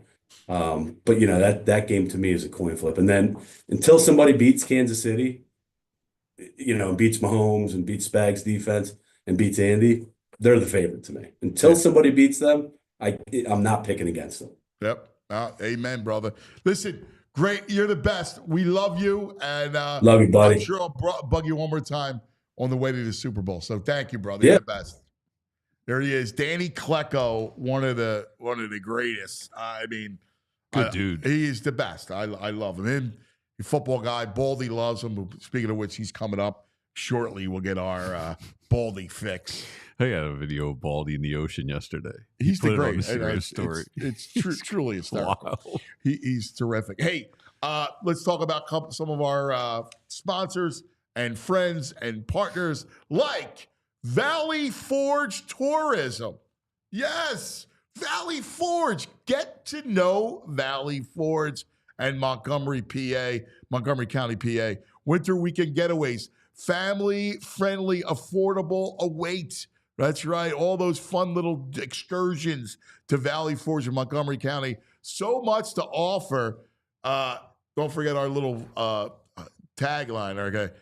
Like the historical sites, tons of family attractions, a vibrant art scenes, outdoor activities, shopping, all the restaurants and all the great food. Just 18 miles from Center City, Philadelphia, man. You're going to absolutely love it. When the weather breaks, they got good golf courses out there. Yes, they do. And yes, the historical, that Valley Forge Park with the little tiny huts and stuff where the armies were, the camp. Pretty cool stuff. It really is. You got to go to valleyforge.org. It can help you discover some of the hidden gems, endless activities. There's tons of places to stay in Montgomery County.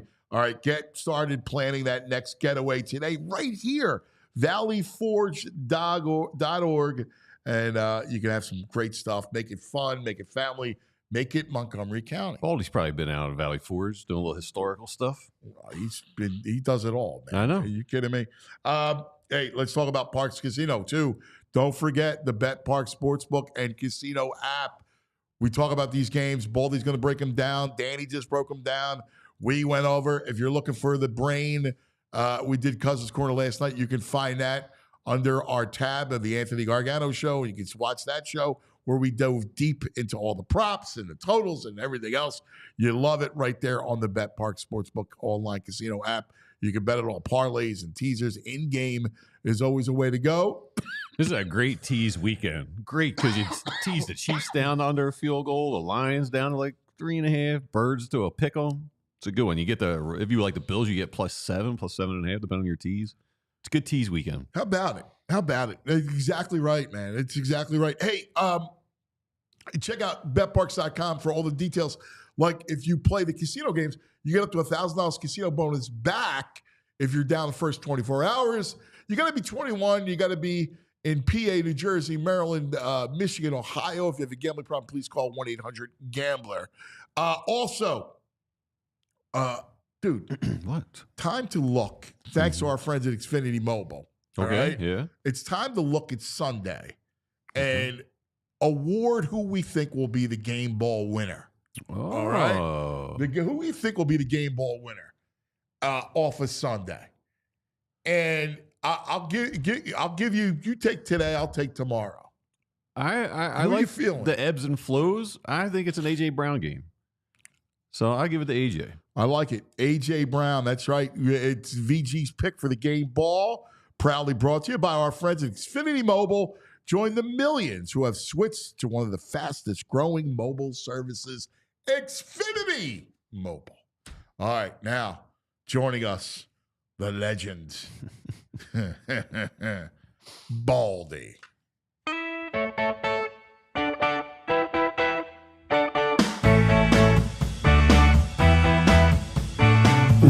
Baldy.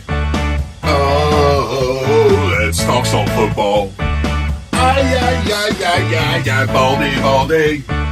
Oh, he likes meats and football.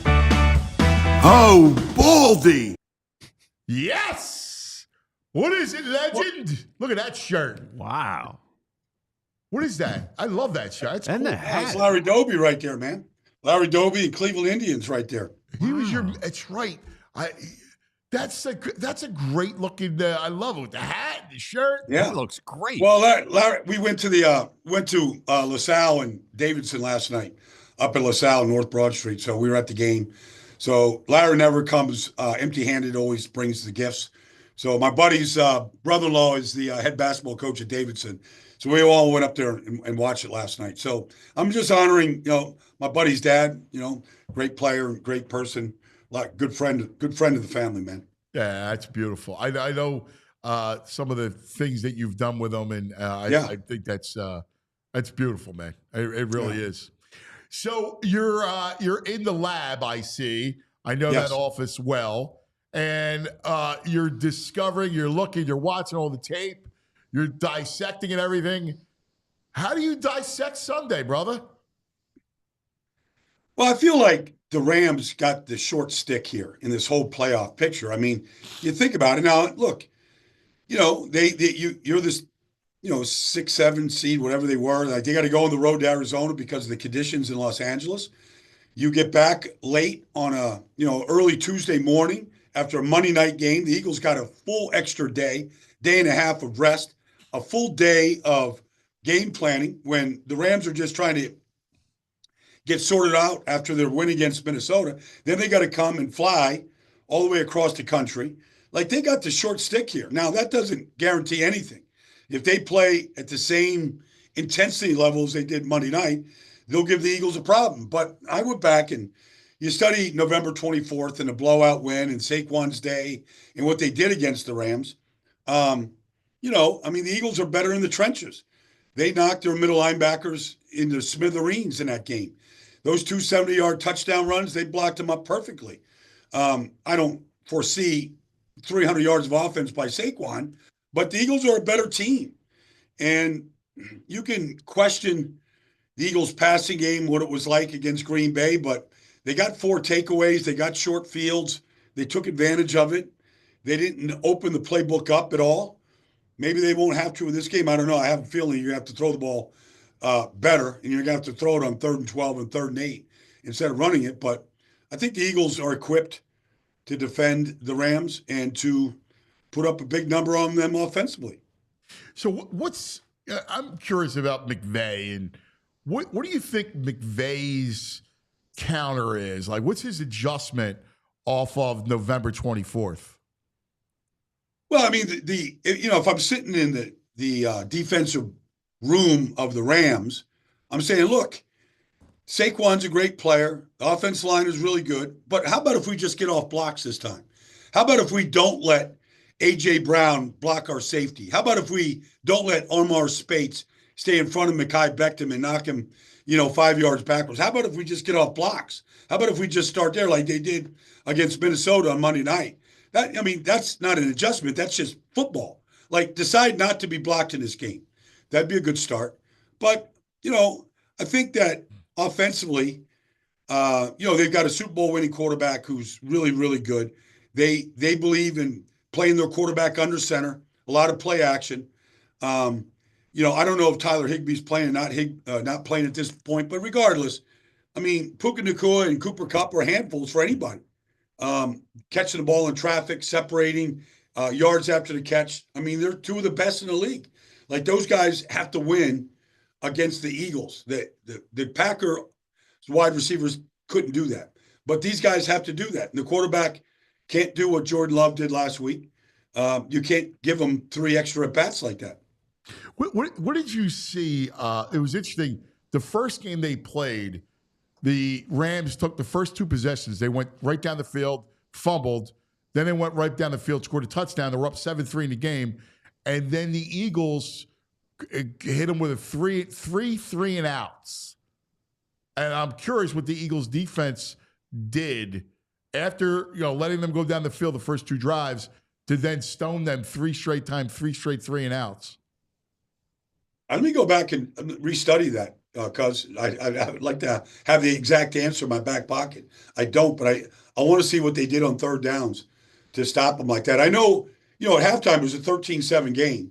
Yeah. And then the first play of the third quarter, Saquon went 70. Yeah. And it was just a perfectly blocked play. And Saquon, bounced it to the outside, and guys didn't get off blocks, like I said. And, they went up. But now they went right down they went up 27, and the Rams went right down and scored to make it 2014. So they countered the Eagles' big plays in the game. Now, we'll see. I think the Eagles' defense is a lot better. I think the Rams' defense is a lot better than November 24th. So we'll see how that handles. But I mean, to me, they got to get to Matt Stafford the way they got to Jordan Love last week, and you got to rough them up a little bit. You got to get home. Whether it's the play right now of Smith, or whether it's the play of Jalen Carter. Like these guys, Nolan had his best game. Like I want to see him against Rob Havenstein, who didn't play in that first game. Yeah. So I think the Rams feel better if Havenstein's out there versus the turnstile they had there at that position. What did you see what have you seen from Kupp?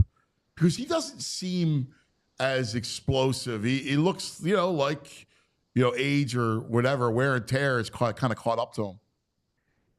Well, he's not the go-to guy anymore for sure. That's Puka all the way. He has been injured each of the last 3 years. After winning the Super Bowl MVP and the Triple Crown and all that, he has been banged up and missed a lot of time. I don't think he doesn't look as explosive coming out of his breaks as he once was. And the route running, I think, is still there. I think he can still shake man coverage and separate, but you don't see the same, I don't want to say trust with Stafford and him, because I think that exists. But there was a time when Stafford just threw it to a spot and just knew that Cooper Kupp was going to get to that spot. And you don't see those kind of throws as much right now. And then their running game, because obviously they're going to lean heavily on Kyron Williams. They lose Blake Corum, that was a big loss for them. Now they got Rivers. In the sense that as a number 2 back, he spelled Kyron Williams. What do you think of Kyron Williams? That run game, how dangerous is it? I love Kyron Williams. I love everything about that guy. He's a stud. After 16 weeks this year, it changed down the stretch, but after 16 weeks, he led the league in touches.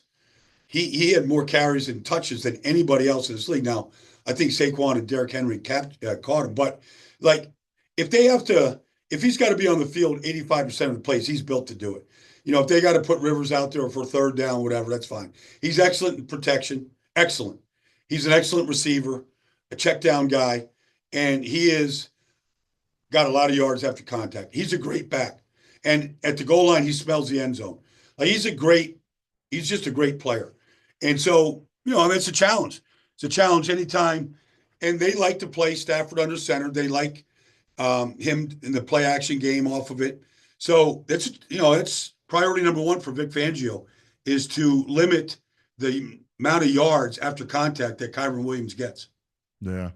Hey, Baldy, with the success the Eagles had with the Rams moving the ball, when you're in installation this week, on the offensive side, do you try to just say, all right, this worked last time, this is what we're going to do, or do they try to anticipate adjustments the Rams are going to make and have backup? Like, do you give it a shot to see if what worked before works again and then have a backup plan ready to go?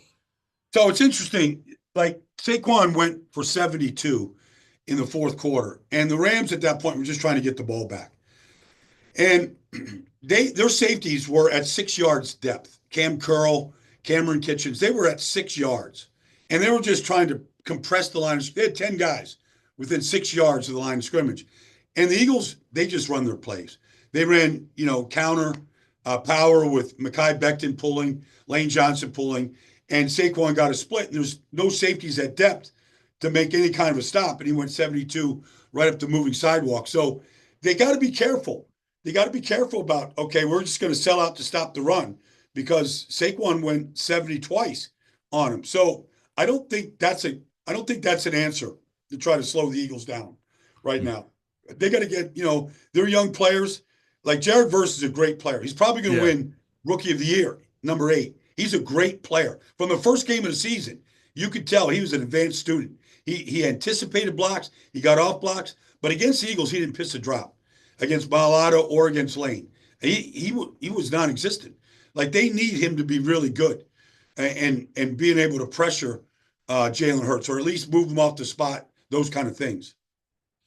Hey, Baldy, how real, we know it from the outside, but how real internally is a team that gets galvanized by something like the fires? We saw it with the Saints with Katrina, right? Like these moments of which is the beauty of sports sometimes.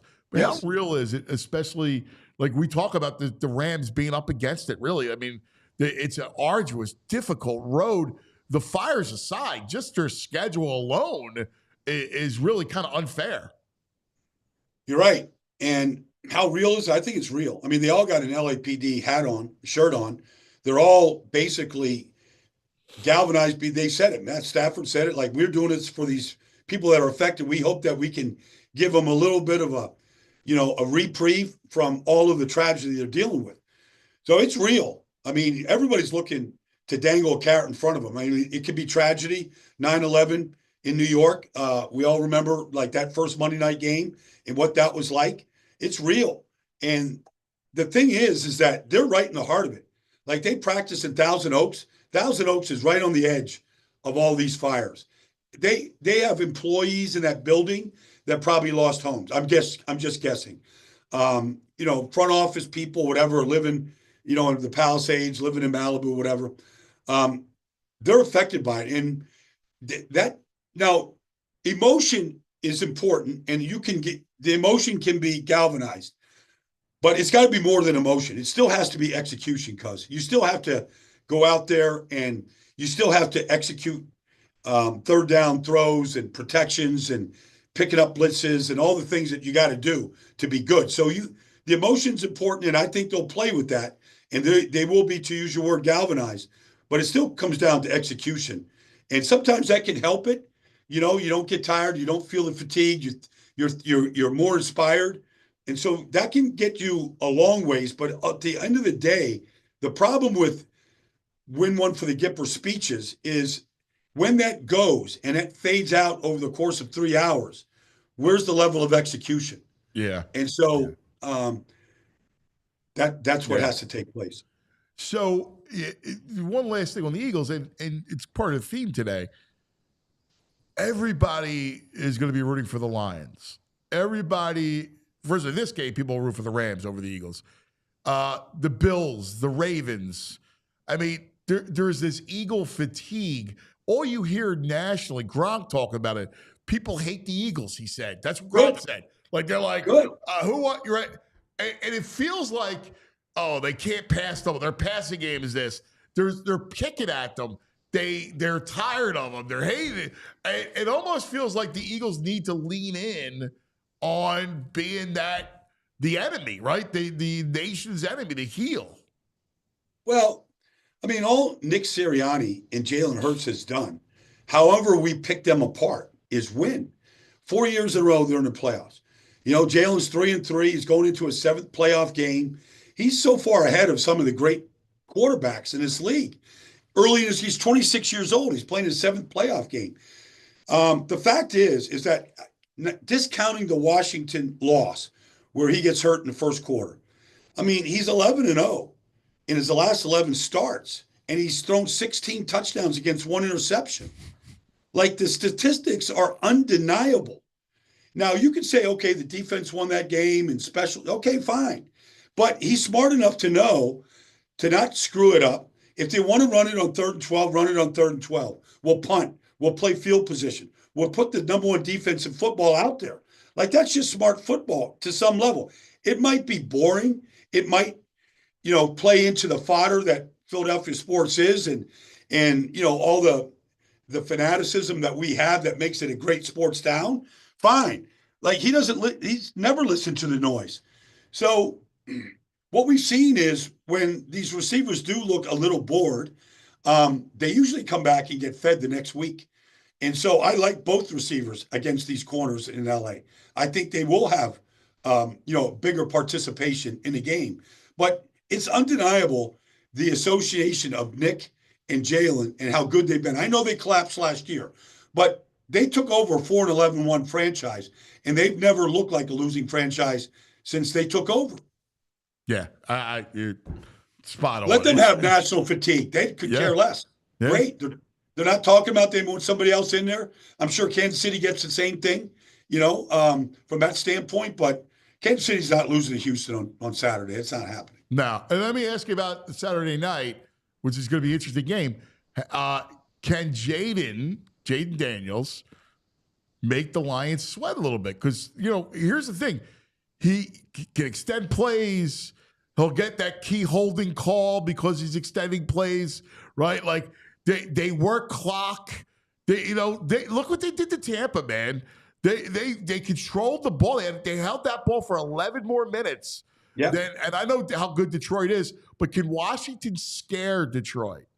The one stat that's just amazing. I mean, you've seen where, Jalen Hurts already has, more games where he hasn't punted and hasn't turned the ball over than all the great quarterbacks in the history of the game. Like, there's a million stats. But one stat that's interesting is they're 20 of 23 on fourth down conversions. So if I'm Washington, I'm Dan Quinn, and it's 4th and 2 on the opening drive at our own 40, I'm going to put the ball in Jaden Daniels' hands and go. I mean, I know that Dan Campbell is capable of doing the same things, but I think this is a 4-down game, like for both teams. And one of the reasons why Detroit scored 68 touchdowns this year, and by far and away were the best offense in football, like Washington knows they probably got to score 30. They scored 23 to win the other day. They got the turnover on the fumble between, Baker and Jalen McMillan, and Bobby Wagner fell on it. They scored 23. 23 is not going to win this game in Detroit. They probably you got to start at 30. So you've got to probably convert some fourth downs, find a way to take the ball away. Maybe Marshawn Lattimore plays like Marshawn Lattimore. He hasn't looked very good to me, but, maybe his experience, comes up with the ball, whatever. Like, they got to steal a possession. They've got to probably convert some fourth downs, but they know they got to go in there scoring 30 to have a chance to beat Detroit. Yeah. Hey, Baldy, just on a personal side, I saw your video yesterday. Was that yesterday? You were hold on. Andrew's got it ready to go. What I worry about you out there in the water. Oh, it's a rough one out here today. Big swells. If you're a surfer, you're in luck. You got some nice little curls coming up on shore. But if you're a diver, this current coming out of the north is wicked. Big swells. I don't know, I might have to cut this one short today. Just wanted to see if there's anything big floating around. All right, I might have to head it back in. All right, everybody, hope you're having a great Wednesday, a little hump day, right? All right, let me get back in. How far out are you when that's happening? I'm somewhere around a half mile out. You sound out of breath and exhausted. I mean, I could get inshore in 10 minutes, 10, 15 minutes. But the reason why I went out there, because I went out Sunday and it was a crystal clear day. And the first thing I saw was this incredible school of tarpon. Wow. Like, tarpon are called the Silver Kings. They look silver in the water. You're not sure what you're looking at, but the school was, and they get big. Like, tarpon are good tarpon fish, get huge. Yeah. But they get huge. So you feel like you're swimming with these enormous fish, and they're not really a dangerous fish. I guess they could attack you. Like, they've never attacked me, but I was like, I got to go see these Silver Kings before I fly out here and get ready for these playoff games. And it just wasn't a good day, good visibility. So I cut it short. That's awesome. You're the best. Hey, I got to ask you about Sunday night because it's everything, that we love, right? Yeah. It's in a place like Buffalo, a mythical place, right? There's a little chance of snow. Yeah, I mean, it's Lamar, it's Josh, it's going to be a captivating game. It is. And they like the NFL's smart. They put the marquee game last, Sunday night. The audience is going to be huge, especially if there's snow. It's interesting about the snow thing, though. Like, my brother played in Buffalo for 4 years, went to some Super Bowls with them. But it can be 0 snow in downtown Buffalo. And in Orchard Park, you could have 30 inches. Yeah, lake effect. It's crazy. Yeah. The snow belt and where it lies, but Orchard Park is right in the middle of it. Now, the thing that is interesting to me in this whole thing is, this Derrick Henry, Lamar Jackson combination, because Pittsburgh played Baltimore 3 times in 8 weeks. Like, nobody knows Baltimore better than Pittsburgh. Nobody. And they had no answer for it. None. And so you just wonder, can it be stopped? Because I saw Warren Sapp at the Hula Bowl last week, and I was asking him specifically about Lamar and Derrick Henry, because back in his day, they had Mike Vick to contend with in Atlanta. And his thing was, you can't let these guys go north-south. You can't let them turn the corner, because their speed and power and game-breaking ability is too good. But back then, they would try to flatten Mike Vick to the sideline. Derek Brooks would come out of the second level there at linebacker and just make him go to the sideline. And it's just something to look for when Lamar or Derek has the ball. Can they flatten them when they get out into the open spaces? Or are they turning their shoulders and going north-south? Because once they go that way, we saw Derrick Henry go 44 yards for a touchdown the other day. And they had 3 guys playing Lamar, and there they are, middle of the field's wide open, and he took it to the house. It's fascinating, too, because both those teams, the fact is the Ravens lose Zay Flowers. I thought it would hurt them a little bit. It didn't hurt them at all, right? And then Buffalo still doesn't have a number one. I mean, it's interesting. Cooper's like hit or miss. Coleman is okay. Shakur is their main guy. But they, it's interesting. Not about that. No, I mean, the Ravens threw 17 touchdown passes to Mark Andrews and Isaiah Likely. Yeah. Nobody had 17 touchdown passes at the tight end. Yeah. But I was interested. I was texting yesterday with the pass rush specialist coach for the Ravens, Chuck Smith. Chuck Smith ran a pass rush academy in Atlanta for 10 years.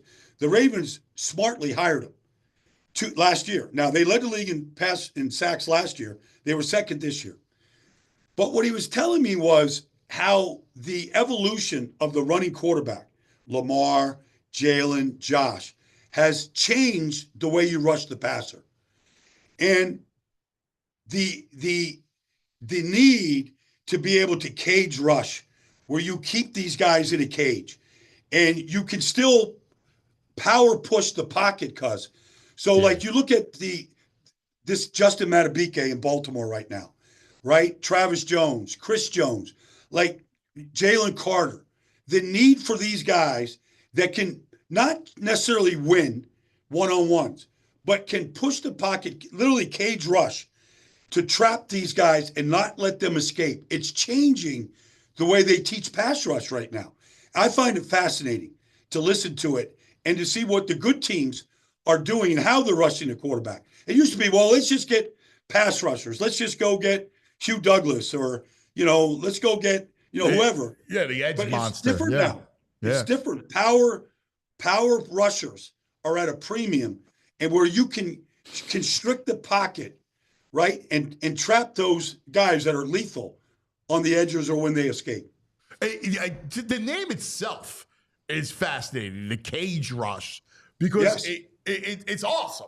And you're so right, because what you need to do is, like, obviously surround them, but also get them to retreat, because they well, you don't want them to step up.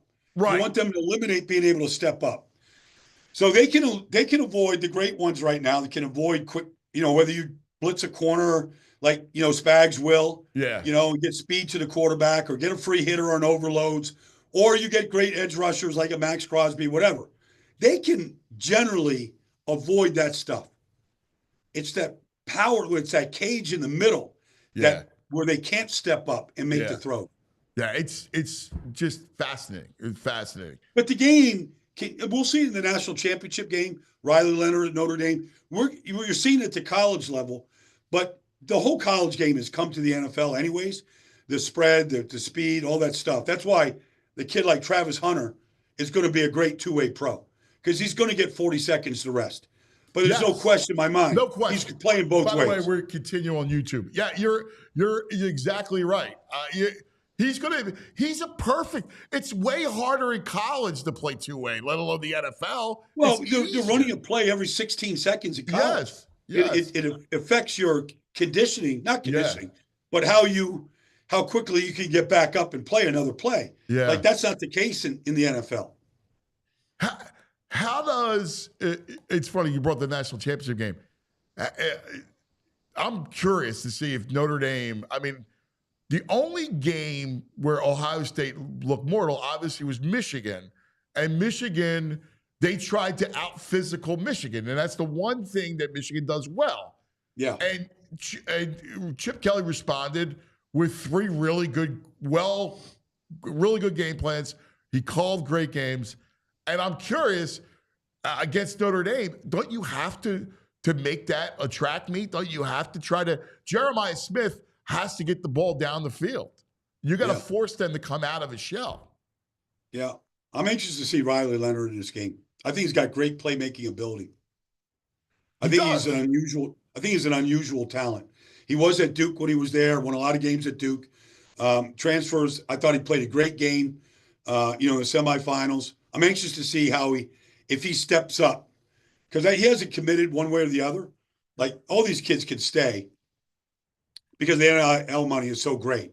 Like, they'll make more money in college. Yeah. Like, I just did the Hula Bowl because, like, all these kids are 5 and 6 years in college. It used to be you're an eligible junior, you went to the draft. But if you're not a first-round pick and you're getting top-flight money, you can make more money in college if you're a star player. So these kids are staying for another year. Dude, it's why. Do you remember when I wanted to do? Yes, the Cuz totally. U, I've never whatever it forgotten was? that, Cuz. I've never forgotten that. But you're seeing like my buddy, like I was at the Davidson game last night. Yeah. Like my Davidson stepped up in competition. You look at like little small school in Charlotte, North Carolina. They played San Diego. They played all over the country. I totally agree. Like, just say Pete Carroll wanted to still coach. Like last night, I saw what's the coach at LaSalle that was at Penn and at Temple? The basketball coach. Duffy, Fran. So you see Fran Duffy on the sideline. Like, that guy can still coach. Oh, like he's an institution in Philly, right? Yeah. Like I think he's like 75, 78 years old. Duffy is a legend, yeah. But let's just say Pete Carroll wanted to coach. Yeah. And you took him to Glassboro State. Like, and you gave him resources and you gave him money. You don't think he'd want to take that gig on? Dude, it's exactly right. I talked to Lombardi yesterday. Oh, you did? Yeah. And they just got two really good coaches for Bill on his staff. And they're loving life. He's like, I'm done, because I try to get him to come on. He's like, yeah, I'm done with media, right? Like, I'm in a happy place. Like, he's loving life, doing it. And Baldy, here's, mark my words, this is what's going to happen next. You're going to see these billionaires, the Josh Harrises. Oh, they're going to buy teams. Yes. They're going to buy college programs. No doubt. No, that's coming for sure. Because they can't afford, like, the economic, the way it is now, right? The system doesn't make sense, right? Like, you need to make it a business. You can't just go, the NIL thing is great, like advertising, kids get paid, but the distribution like Nebraska has, it's called like 1842. They handle all of Nebraska's NIL, right? And they disperse the money. Right. It's not gonna hold up, right? So you're gonna need to have like owners. So you're gonna see these wealthy billionaires come in and buy college programs. I mean, there's no question that's coming. No question. That's the next frontier. And by the way, I love it because I think it makes the college game so much better. It becomes a true minor league system, but it's good. Yes. It's quality, right? It's quality football and quality basketball. It was in the Big Ten for years. It was Michigan, Ohio State, and everybody else. Yeah. They couldn't compete. Now, Minnesota, if they get that donor, right? And it might be corporations too. It might be Eli Lilly, who knows? But like now, it's not like that right now. Like the other schools can compete. And Yeah. so, and now at least it's up front. It's open. All right. Nobody's cheating more than the other school. Like, I don't know what the rules are. Nobody really does. But so what? Like we already knew it was professional sports at some level to begin with. Now it's on, it's transparent. This is where it's at. And by the way, just the natural progression of the athlete, right? You mature in certain ways, your body, the whole thing, which is why you become so much better at the NFL level, is because you mature, you learn the game, the whole thing. It makes college football so much better when kids are staying. I talk about college basketball for years. I used to rail up against it because they were half-baked pies coming out of school. That's why the league sucked, right? That's why there's only a handful of prodigies. Not everybody's LeBron, right? There's only a handful of these kids. So now the product is so much more interesting. It's so much more, it's just better. I loved this college football season, and I think I'll love next year even more. I think so too. And you know, the thing is about, you know, everybody's, you know, there was a complaint or a fight against these guys playing so many games. Now, you know, Ohio State, Notre Dame, they're going to play an NFL schedule this year. But all these kids, if they weren't in these games, they've already dropped out of school. They're already getting for the comp. They're not even in school. Right. Like all these kids at the Hula Bowl last year, like they're in their training program right now for the NFL. Like nobody's fooling anybody. But on the opposite side of that, if you wanted, like I was having this conversation with Larry last night, like if I was in college and I wasn't a prime prospect, hell, I'd stay in school for 6 years, cuz I'd get my graduate degrees. I'd go get my business school done. I'd get all that done. You would come out, imagine, right? You're coming out with perhaps a doctorate and with a couple $1 million in the bank. You got money in the bank, you got no bills, and you've got your college education and your postgraduate all covered. Yeah. Like you're 23 years old. You got life you're so far ahead of the game of where we were. Oh. We came out with no money. And you were lucky to get your graduate degree. Yes. Yes. Right. Yes. No, I listen, you know, with my kids, you know, there's a reason why I'm like, we're doubling and tripling down. I want to make sure that you go. You're like, I'm not expecting you're going to play on Sunday, but I think you got a chance to play on Saturday. And if that's the case, you know what? You make a few dollars, and school's paid for it. No, I mean, and oh, by the way, when they're in college, like you sign them up for a couple business courses too. Exactly. Like, get them to start economics, start understanding the value of money and how it grows and how to invest it and all that stuff, and stop all the mistakes that we all made growing up. Yep. No, I'm with you. Hey, what do you? What's your plans for the weekend? So I'm right here. I've got to do the post game for the NFL Network after these games on Saturday. So I'm going to be right here just watching the games, going downstairs, doing the TV Saturday and Sunday. So I could still go to the Eagles game on Sunday, but I got to be back here to do the post game. So I don't know if I'm going to head over there. So you'll be actually in the office on Saturday? I'm going to be. We have a studio downstairs. I'll be in the studio doing the post game wrap up stuff. So I may bring you coffee. Okay. I may come over. Primos. Yeah, I'll bring you. Let me know. I'll go get your coffee for you, and we can watch the game. All right. I look forward to it. Just two things. Garofolo reporting the Eagles Cowboys have officially requested an interview with Kellen Moore. And you knew that was going to come. The Brewers are announcing Bob Uecker passed away at 90. Bob Uecker. Wow. Just a bit outside. Yeah. Oh, wow. Yeah. Wow. One of the great personalities in time. All sports. Brother, you're the best. You're the legend. Thanks, cuz. Yep. Thanks, buddy. Enjoy the weekend, man. Let's get together next week. See you, man. Baldy. Here he is. Baldy. All right, time now for the Rite Aid back in the day moment. Back. We're going back. We're going back. We're going back in the day with Rite Aid. Yeah.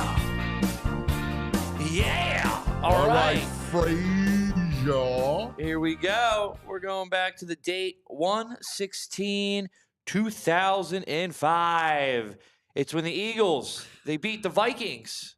A 27-14 game over the Vikings to send them to their 4th consecutive NFC championship game. Oh, I remember that game, man.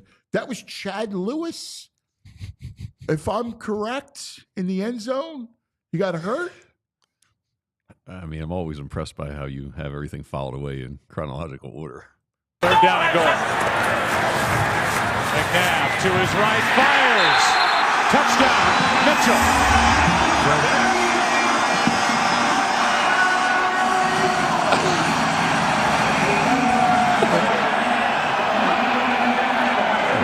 McNabb 7 of his last 8.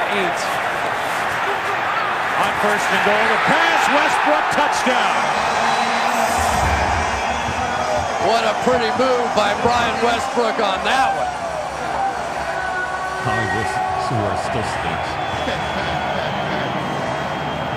Westbrook looked like he was going to do one of those arrow rounds.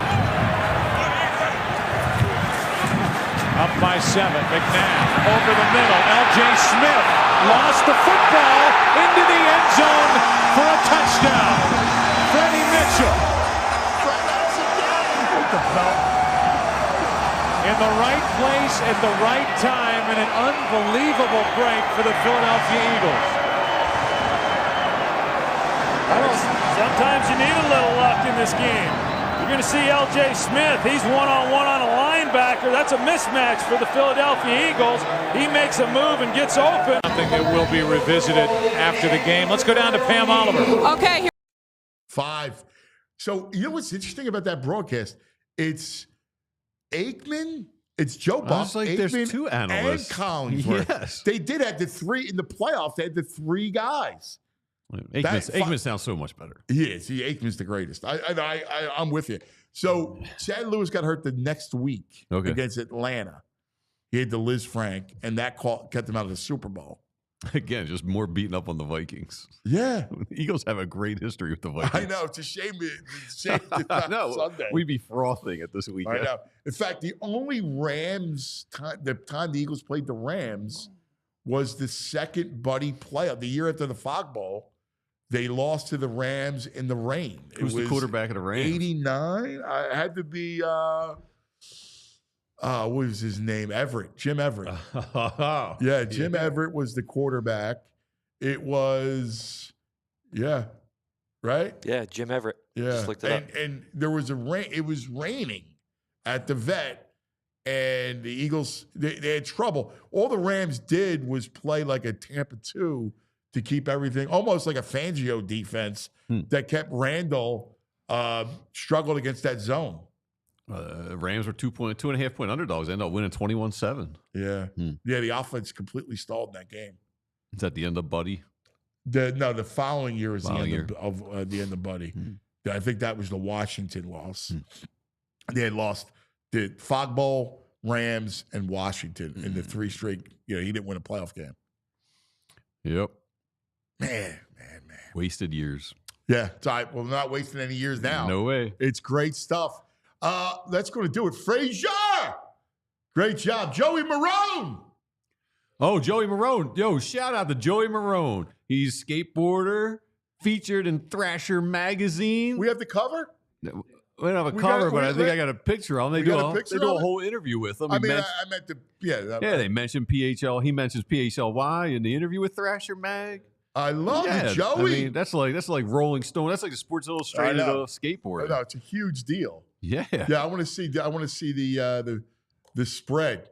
They're doing the interview. They have good photos. You got a great photo. I was like, is that him? He cleans up well for this photo. He looked good. He's a handsome guy, man. You kidding me? Little Joey's the man. 6 pages. There he is. Yeah, look at him. He looks like a rock star. Oh, dude, that's fantastic. Look at that. That is awesome. Yeah, that's great stuff. I love it, brother. That is great. That's great. All right. That's going to do it for us. Big day tomorrow. Yeah, it's going to be Football Friday. Mike Garafolo will join us. Jason Avant will join us. Love Jason Avant. Fran Duffy will join us. Zach Berman will join us. So we'll be, whole thing. Brain. Todd? TV Todd. All right. We'll be on until about 1 o'clock tomorrow. Sounds like it. So we got lots to do, lots to get to. Listen, everybody, have a great day, man. We love you guys. Enjoy this week. It doesn't get better, man. Football, right? Eagles run January. It's the greatest, man. So enjoy it. We love you guys, and we'll see you tomorrow.